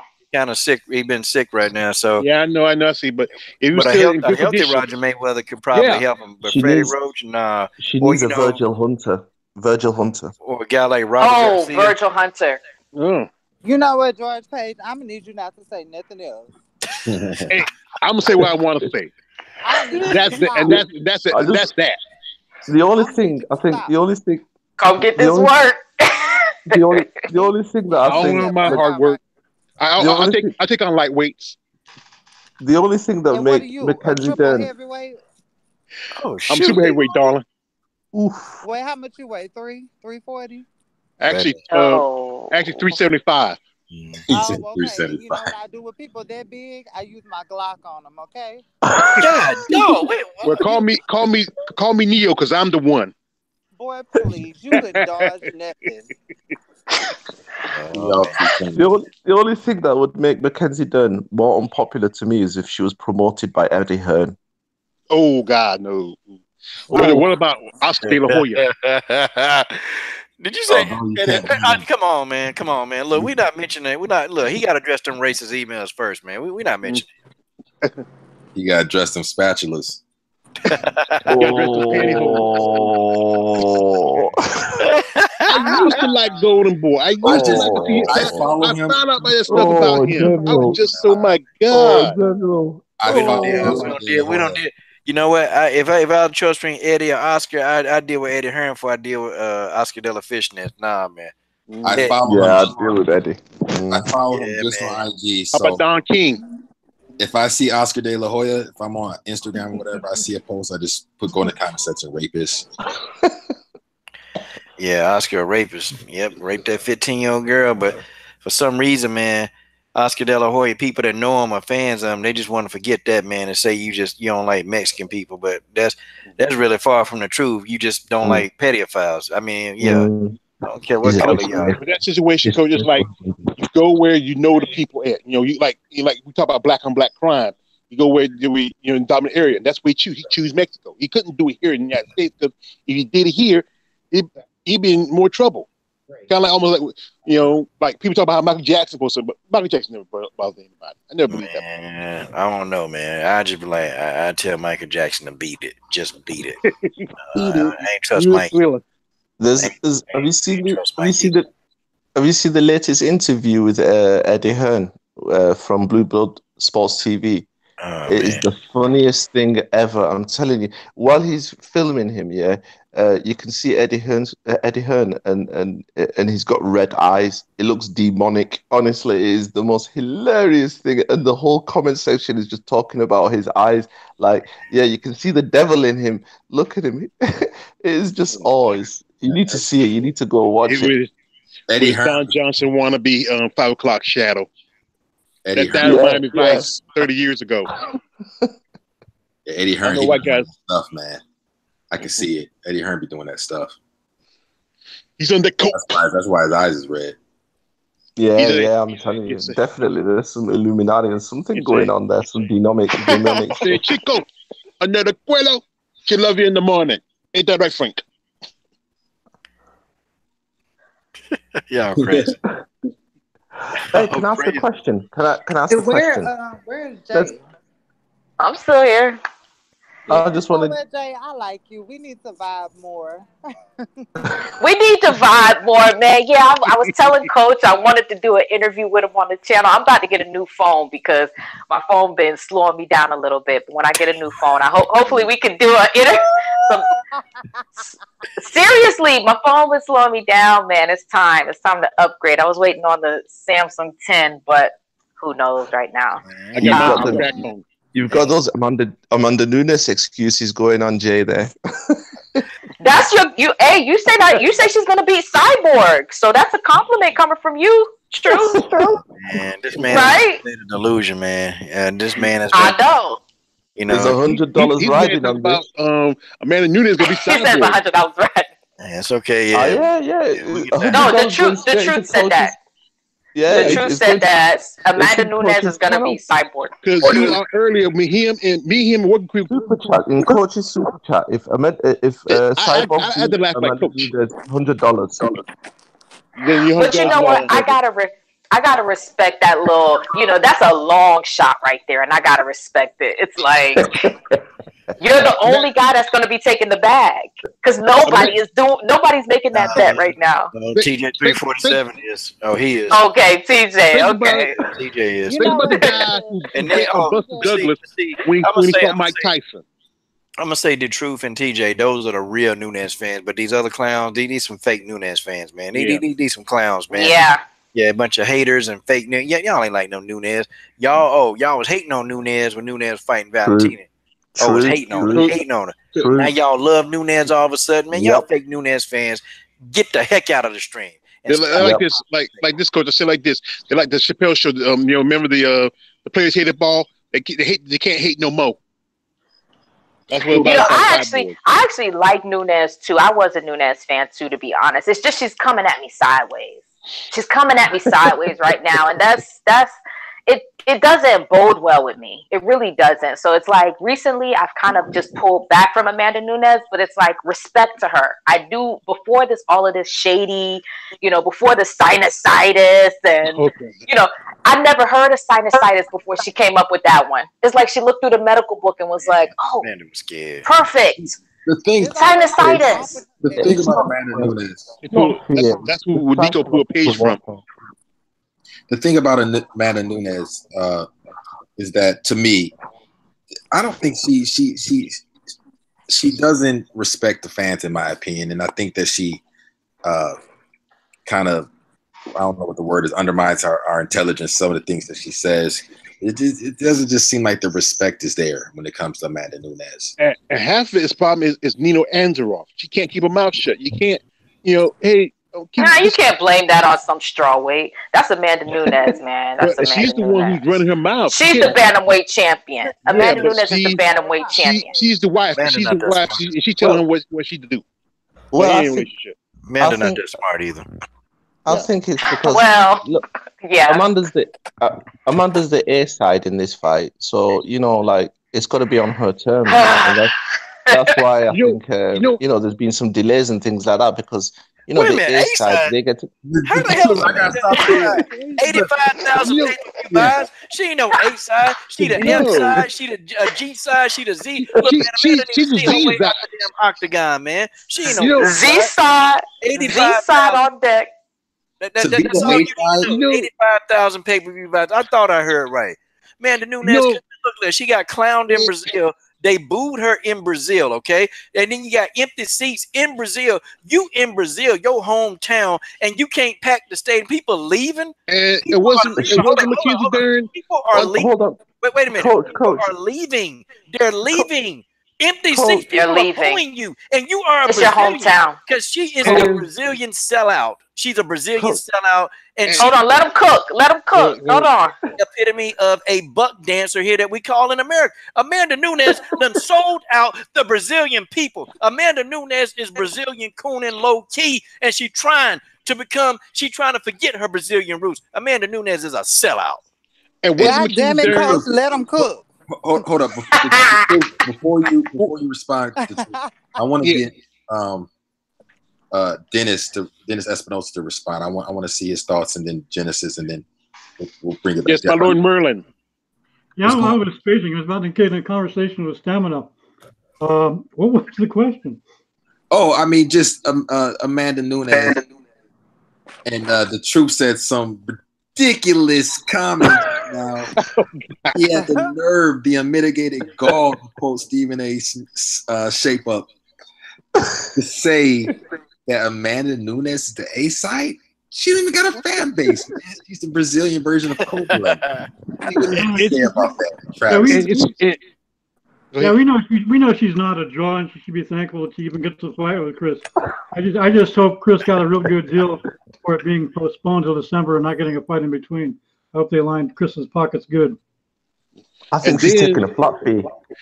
And then it was on that same card was Mackenzie Dern. She fought Ashley Yoda, and she got more love, and she's not even real full-blooded Brazilian. That's sad. When this girl from the Valley of Arizona can come up there and get more love than a natural-born Brazilian. God dog. Yeah. You got to think. I'm That's telling you sad. now, Amanda Nunes could fill Wembley Stadium, 90,000 seats, and sell it out Okay, in 10 minutes. She couldn't feel she's a the inside. Sandlot. she can't even feel that. She can't even feel that ragged ass RV she got. I don't know, she can't feel no. Amanda Nunes can't draw a stick figure. Listen, guys. This is the Dirty Dozen of Amanda Nunes. We just the lying ass king, the lying ass queen. Listen, Cyborg should He said be Amanda happy. Nunes can't draw a stick figure. Dang. I'll tell you this about Amanda Nunes: if somehow she would ever beat Chris Cyborg, she would be the worst champion in the history. I'm just telling you that right. Yeah. I'm telling you right now. She might not. Oh, you're gonna have to explain that. You're gonna have to explain that, brother. You're gonna have to explain that one. Oh, okay, because why? Amanda Nunes, she doesn't fight enough, man, and No. she doesn't fight enough. And if she listen, this is a money grab. I mean, that's what it is. I don't blame her for doing it, but that has to be I don't know her pockets either. But fighting Chris Cyborg, that's a money fight for anybody. That's the sweepstakes basically when you fight Chris Cyborg, and she gets a hold of that money, man. She's gonna be chilling. I'm just telling you, she's gonna be out there on that boat. She's gonna be in that RV. She's gonna be putting them costumes on her dog. Whatever. Man, come on, don't talk about And Coach, I know you don't hate to say his name, but this person was a fighting champion, and that is Miss Joanna JJ. Come on, man. Come on. Why you gonna mess up the dog, man? She was a fighting champion. Nobody She caring not about like no her, Jangle, but she Nobody was a caring about fighting champion. Don't And even nobody though caring about alienation, man. Don't nobody caring about that. but that's the truth. She was a fighting champion. She was a draw. She was a draw. Her head shaped like a carrot. About alienation. Bojangle check. You know what, man? Ugh. Even with a fight with Tisha, they probably could have put on pay-per-view and still make money off of her than they would with Nunez. And she's a champion, man, and JJ's no longer a champion. Yeah, that's right. Good riddance to her too. Hope she never be champion again. Old goofy silly ass. Boogie Woman coming to get you. Boogie Woman is here. She sound like some old gypsy coach. Why is Bojangle Check running back and forth in the octagon? She running back and forth, smiling and pointing to her mouthpiece, and then when it ain't got knocked out. I'm like, "Rawr, Bojangle Check, rawr, shut up." I wonder if she know her nickname, Bojangle Check. I wonder if she know. I bet she know. She probably know we call her Bojangle Check. Somebody probably slipped and called her Bojangle Check one time or two. Oh, that would be brilliant. That would be hilarious. Right? Seriously. I'm the queen. You go back to the jungle. But y'all, hey guys, I'm gonna have to listen to y'all from the stream. I want to keep listening to y'all, man. I gotta run a couple of errands, man, before I hit the sack. But I'm gonna keep listening to y'all, man. I'm gonna keep listening. Boy. All right, peace, coach. Peace, coach. Right. Y'all keep it up, man. I'm gonna keep listening, man. Much respect, coach. All right. Later. Like I said, all right, later, coach. But like I said, all right, coach. Yeah, but like we know JJ. We don't like JJ. She's not a good person, but she is the best fighter at that time, and she at least fought 3 times, maybe 2 or 3 times more than Amanda Nunes, and she was still a draw, even though she was in a smaller division, being a strawweight. She's still a draw, and that's sad. As Amanda Nunes, she's a bigger. Usually, back in the day, in Jennifer Africa, you know this about me. I'm a boxing fan. The heavyweight division was the crown jewel of boxing, but now it's not even like that anymore. I mean, it's like more. It's lost its shine. It was like the back in the days with the Tysons, the Alis, those guys. And right now, the strawweight division, it can look like it could be the crown in the jewel in the crown now. That because there's no one really in Bantam. Flies are starting up, and the feathers don't even have enough people. Right. This is what I can say about Amanda Nunes. If Amanda Nunes can't fight more, if she can fight more, she just need to go ahead and take that L at featherweight and come back and get the work at bantamweight because there's plenty of people lined up for her. There's, real. Ketlin. Yeah. Who's waiting? Ketlin. Holly. GDR is still there, and GDR got a She lost to her, so I'm not sure if that fight is there. But they're trying to push Kat Zingano back up. She needs to go and fix the Juliana Pena. bantamweight division. And you know what I Juliana can Pena. say? And you know what I can And say? you can't forget, I believe in Bruiser Mary. Hold on 1 second. Yeah. I actually personally know Kat Zingano, and I'm rooting for my girl to come back to the top. What? I'm a big Kat Zingano fan. She's got Amanda motherfucking number. She's already Oh, come She's already on. devastated her. Come on. Come What? on. What do you The truth don't like it. The truth don't like nothing tonight. Dang. Yo, he one of hers. That rematch is going to be Let me one-sided. tell you something. I don't care what he look. I don't care what he don't like. Because the truth is the truth. I mean, I think that Kat Zingano, look, there's no denying it. Kat Zingano already split Amanda Nunes in half. She got a piece of Amanda Nunes in her pocket. She carries a piece of Amanda Nunes in a locket around her neck. Yep, that was a long time ago. That was a long time ago. That was. Here's the thing about that, truth. It was a while ago. It was a while ago, but it was in the UFC, and it was brutal. Yeah, a brutal beating lasts a long time. A lot of fighters hold a truth. A lot of fighters hold a grudge. They can't let that go. That loss. You know, they can't. Sometimes, like with Ken Norton and Ali, he fought him twice, even though the man beat him twice. Sometimes you can't let it go. Yeah, for real. Like that stays in your head. Well, it's like, damn, I'm a champion now, but this girl beat my ass. She beat my ass. Yeah. I was whooping on her. I was whooping on her. But then I was whooping on her at first until she grabbed she only, me by my neck. she only lost because of standing. She only lost. She threw me on my ass. And flipped her over and started pounding the shit out of her. I think literally, yeah. The big talk is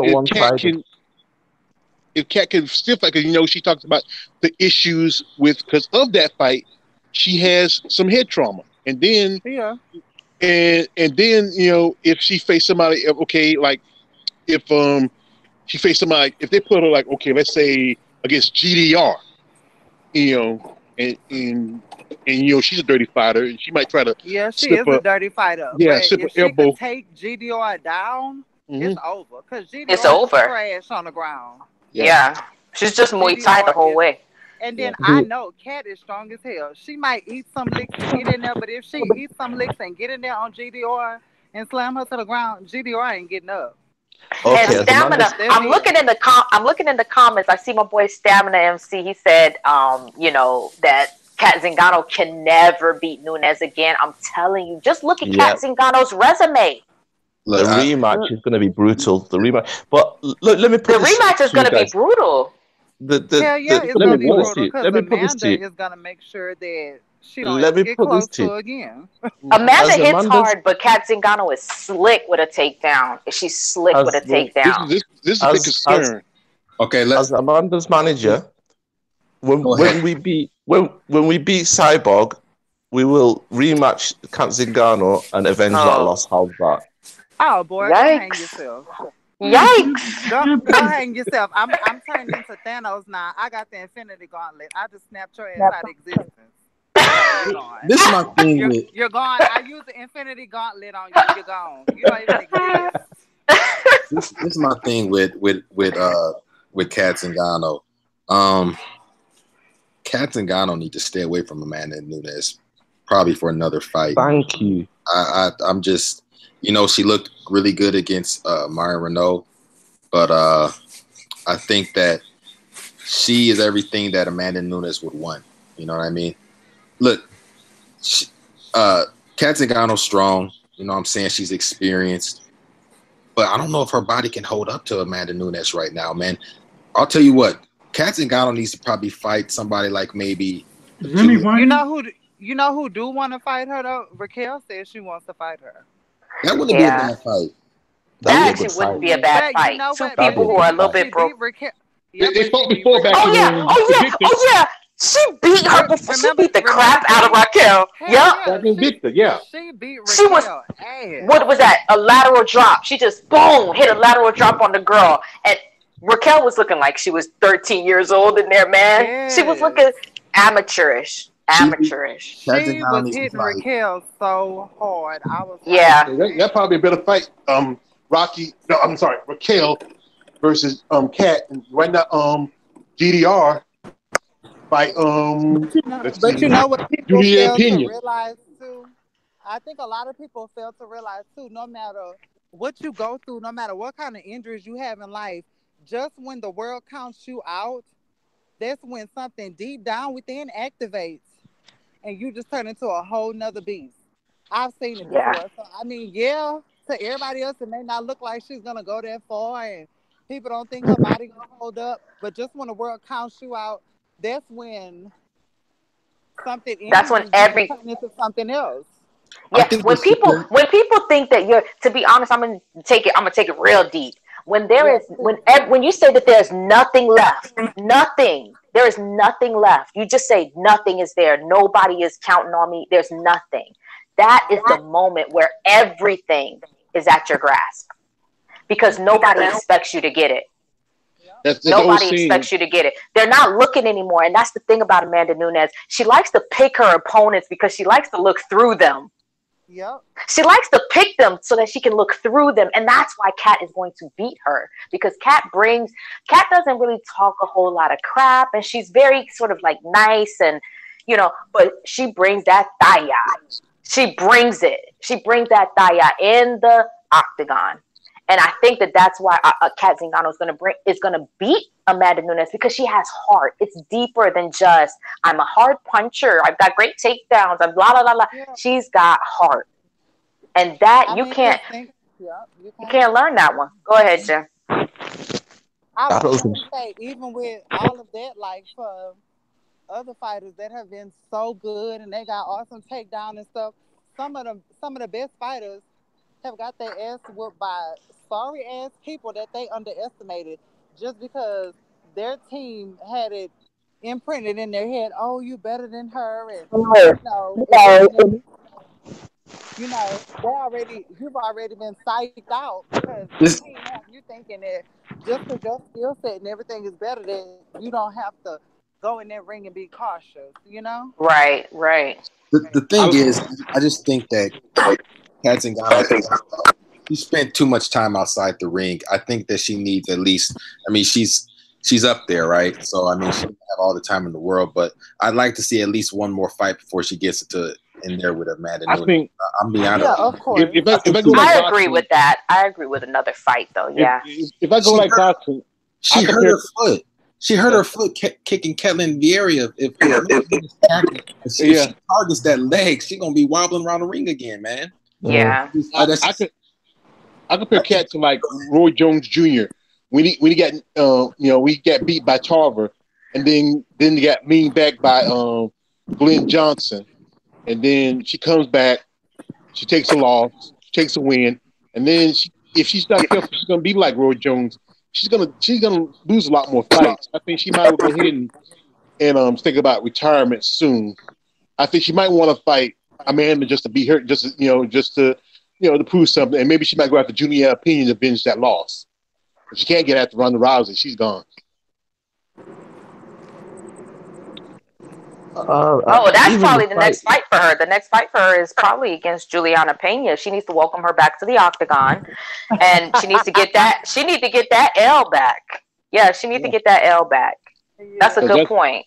Is that after she not? lost to That Ronda, might be a back. that's when she fell. That might be a She rushed backward step, Ronda. though. Yeah, Mm. Well, it was her That might be a husband. I backward think step. the whole the personal stuff got in the way. Yeah, Yeah, I mean, Mm. never take that Nobody would out have on beat her. Kat Zingano. Nobody would have beat Kat Zingano back in the day. Just go look at it. Nobody would have beat Yeah. her. I can Ronda only hope did.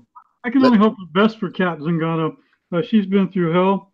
If she hadn't been a little dumb, she would have beat Rousey.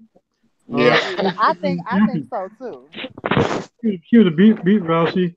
I think maybe one or two more fights. I also pretty much know she could use the money because it's been a tough road for her. So I can only hope the best for her, whatever that is. yeah, because she got and, a kid to take care of. and Kat Zingano, Yeah. she's a hustler, man. Like she be out there. She Yeah, does. Mhm. and technically, everybody think 'cause she ain't been in the ring. Cat got money, okay?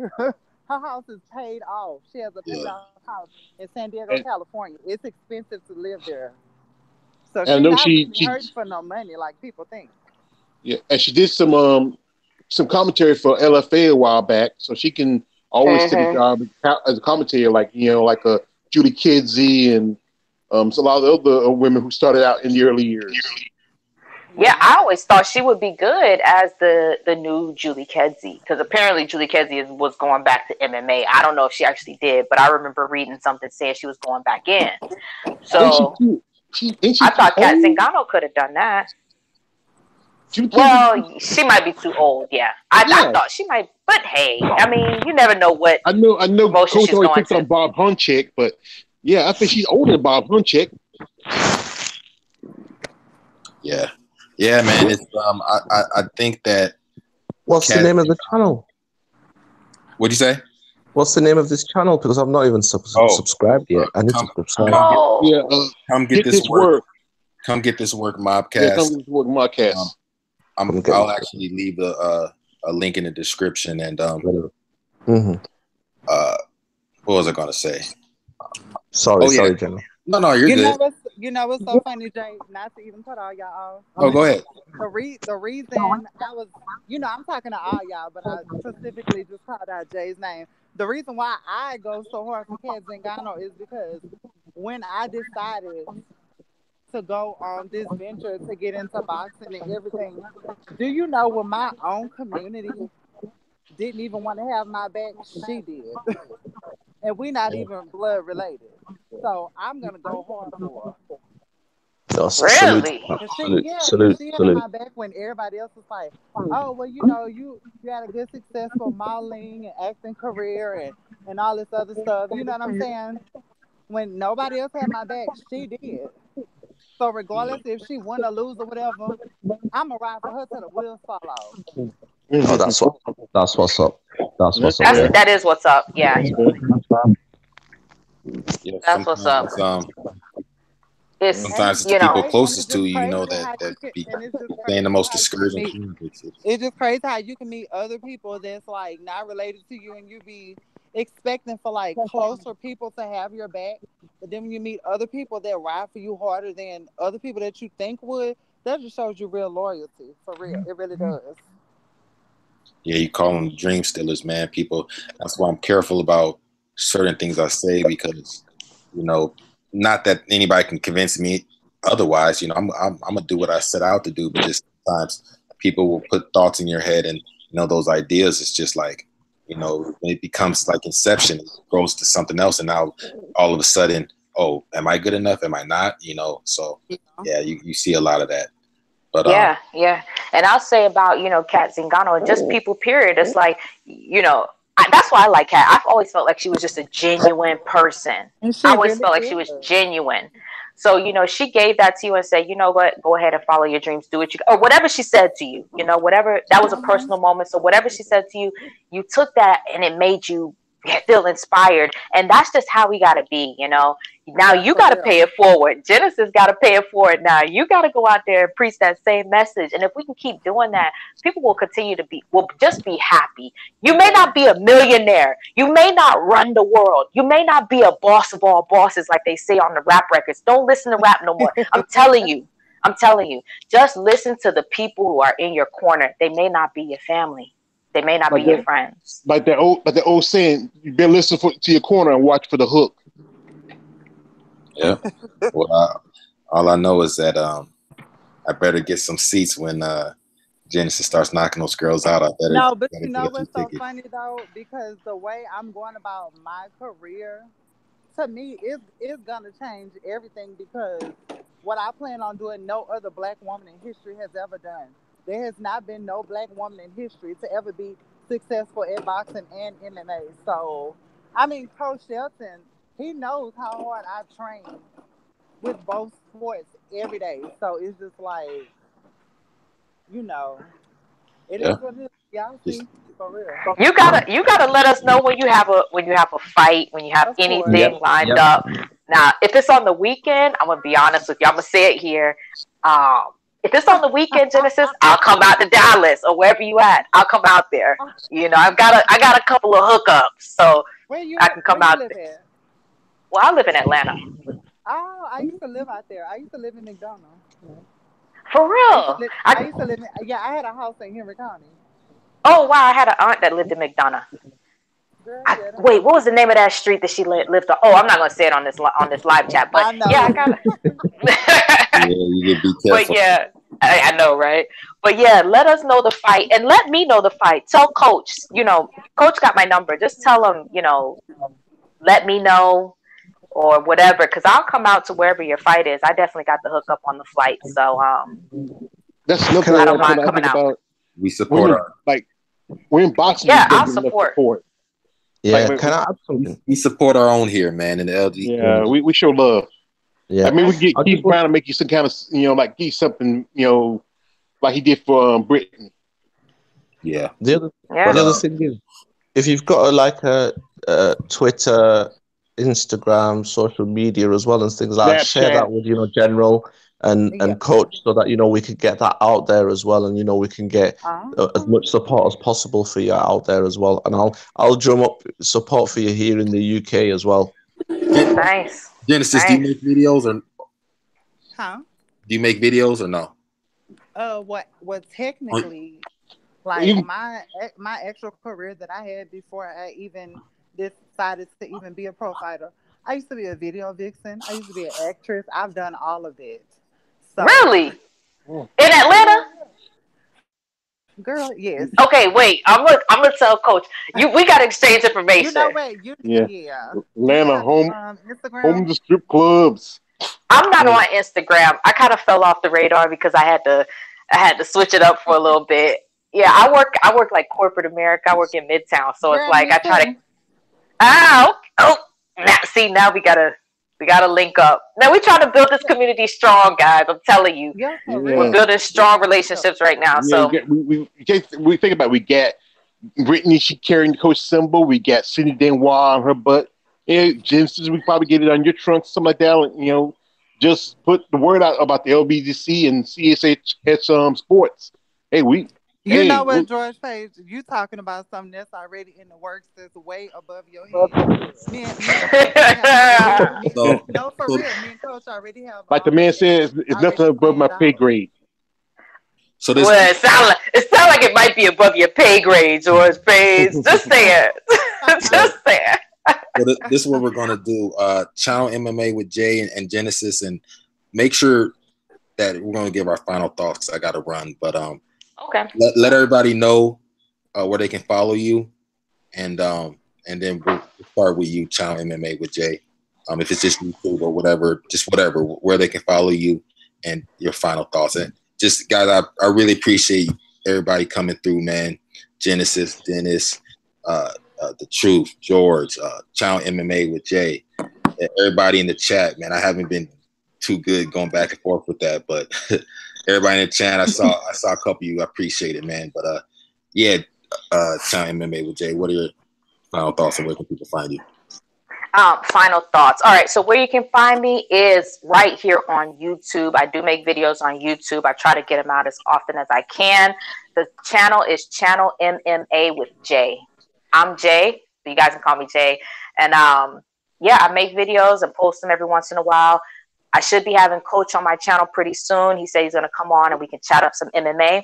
So that's where you guys can find me. But as far as my final thoughts, I'll just say, look, thanks for the hard work to Coach. Coach is out, but to Coach and to General Africa, you guys put in the hard work to put this Mobcast together. And I appreciate it. I really appreciate it. I think it's a good look. We had a good chat tonight. Nice chatting with Genesis, with you, Africa, with George Page, with Arpit, with the Truth.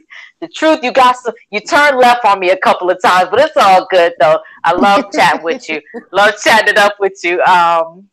And I don't know if I missed anybody at the moment, but it's just been a pleasure being on here, seriously. And I will be on every week if I can. I'm not even lying. I'll try to get on this every week, as much as you guys have it. Much love, much love. Go follow my girl, Channel MMA with Jay. And the one and only Genesis Green. Where can they find you? I'm kind of on everything. I guess IG only Genesis Green. Don't give out your IG if you don't want to get that information out. You know what I'm saying? Oh, they can have it. I Oh, have a lot okay. of people following me, so it's nothing. So, I have over 10,000 followers, so okay, where can they find you in? yeah. IG. It's only Genesis Green all together. So yeah. Go follow her. And what you got any final thoughts? Um. Yeah, I actually like this. This is nice. The whole, channel and everybody being able to like talk and debate about different fights and fighters. I think it's a good thing. Well, I appreciate it, Genesis, and always, man, great to have you on, man. So make sure y'all go follow my girl, man, and Wakanda first, forever. Wakanda forever, girl. Salute. That's Genesis Green. And the man, the legend, Dennis Espinoza. Our Lord Merlin. Hey, King George. Hey, I got to say something to George. Don't be saying things out loud about Dennis's girlfriend. My wife can hear you.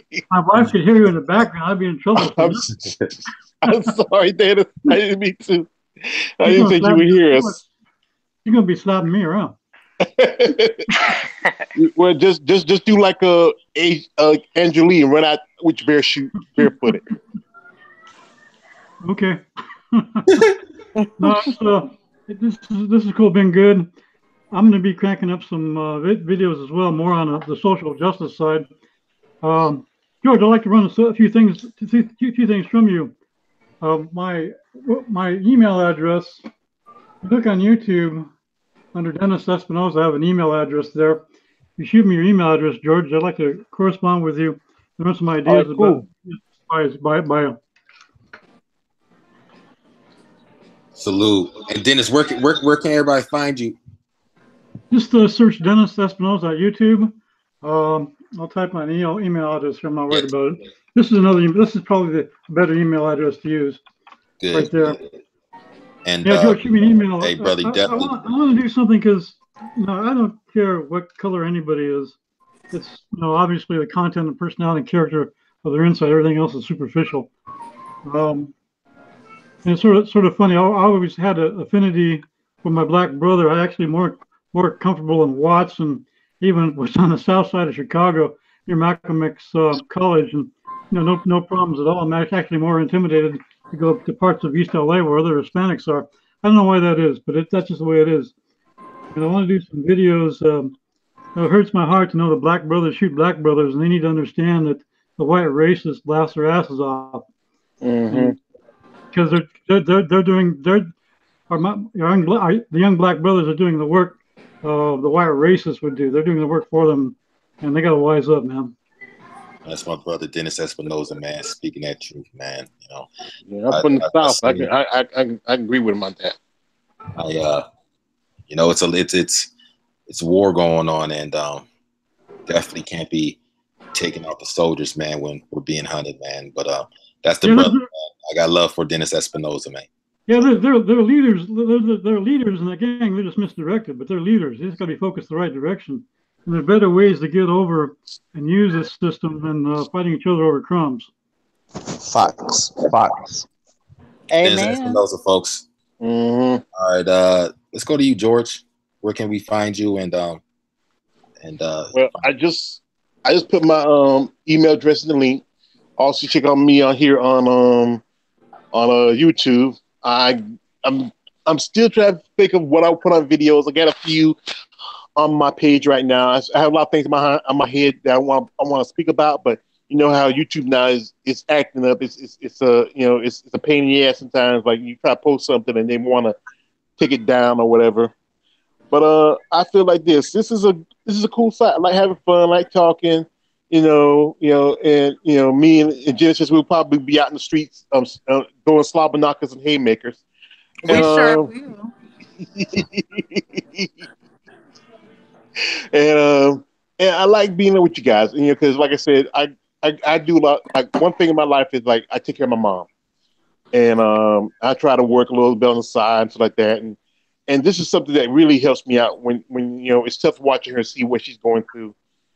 And and sometimes my family's not as as close as we used to be ever since put my brothers and sisters passed, and My father passed a long time ago, and it's just, and this is something I like coming on here because I feel like I get to have fun, laugh, just to take some pressure off, because tomorrow I got to work. I know I know Coach gonna have something tomorrow, but I got to work at the club tomorrow night, you know.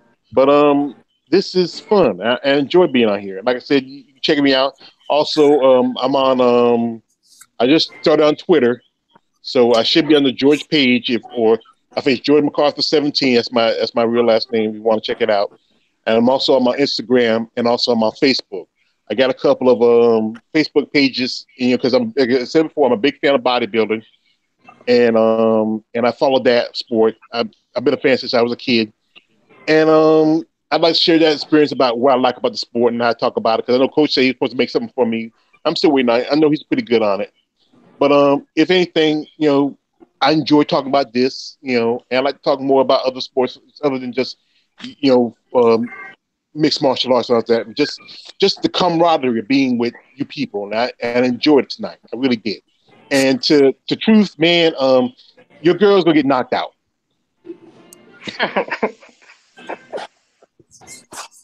Salute to my man George Page, master brother, and hey, whenever you want to come on, brother, come through, man. It's a pleasure having you. Not a problem. I appreciate it. Thank you. What's going on, the truth? Where can they find you, man? Well. I've not got a YouTube channel or anything like that.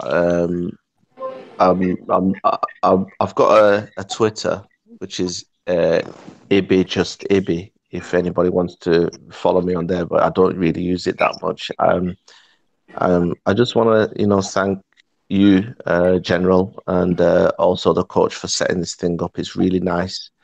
Unfortunately, somebody had to be the bad guy today, so that was me. And I think it helped the discussion, though. It did help the discussion because we got a little bit of. We had to have two sides to the story and two sides to the coin. I think that $100 is gone, but I'm still gonna ride with Amanda Nunes. I'm gonna ride until the wheels fall off. $100 is some mess. I can hear them getting creaky. I'll tell you that. The wheels. The wires are showing on those tires right now. There we go. But yeah,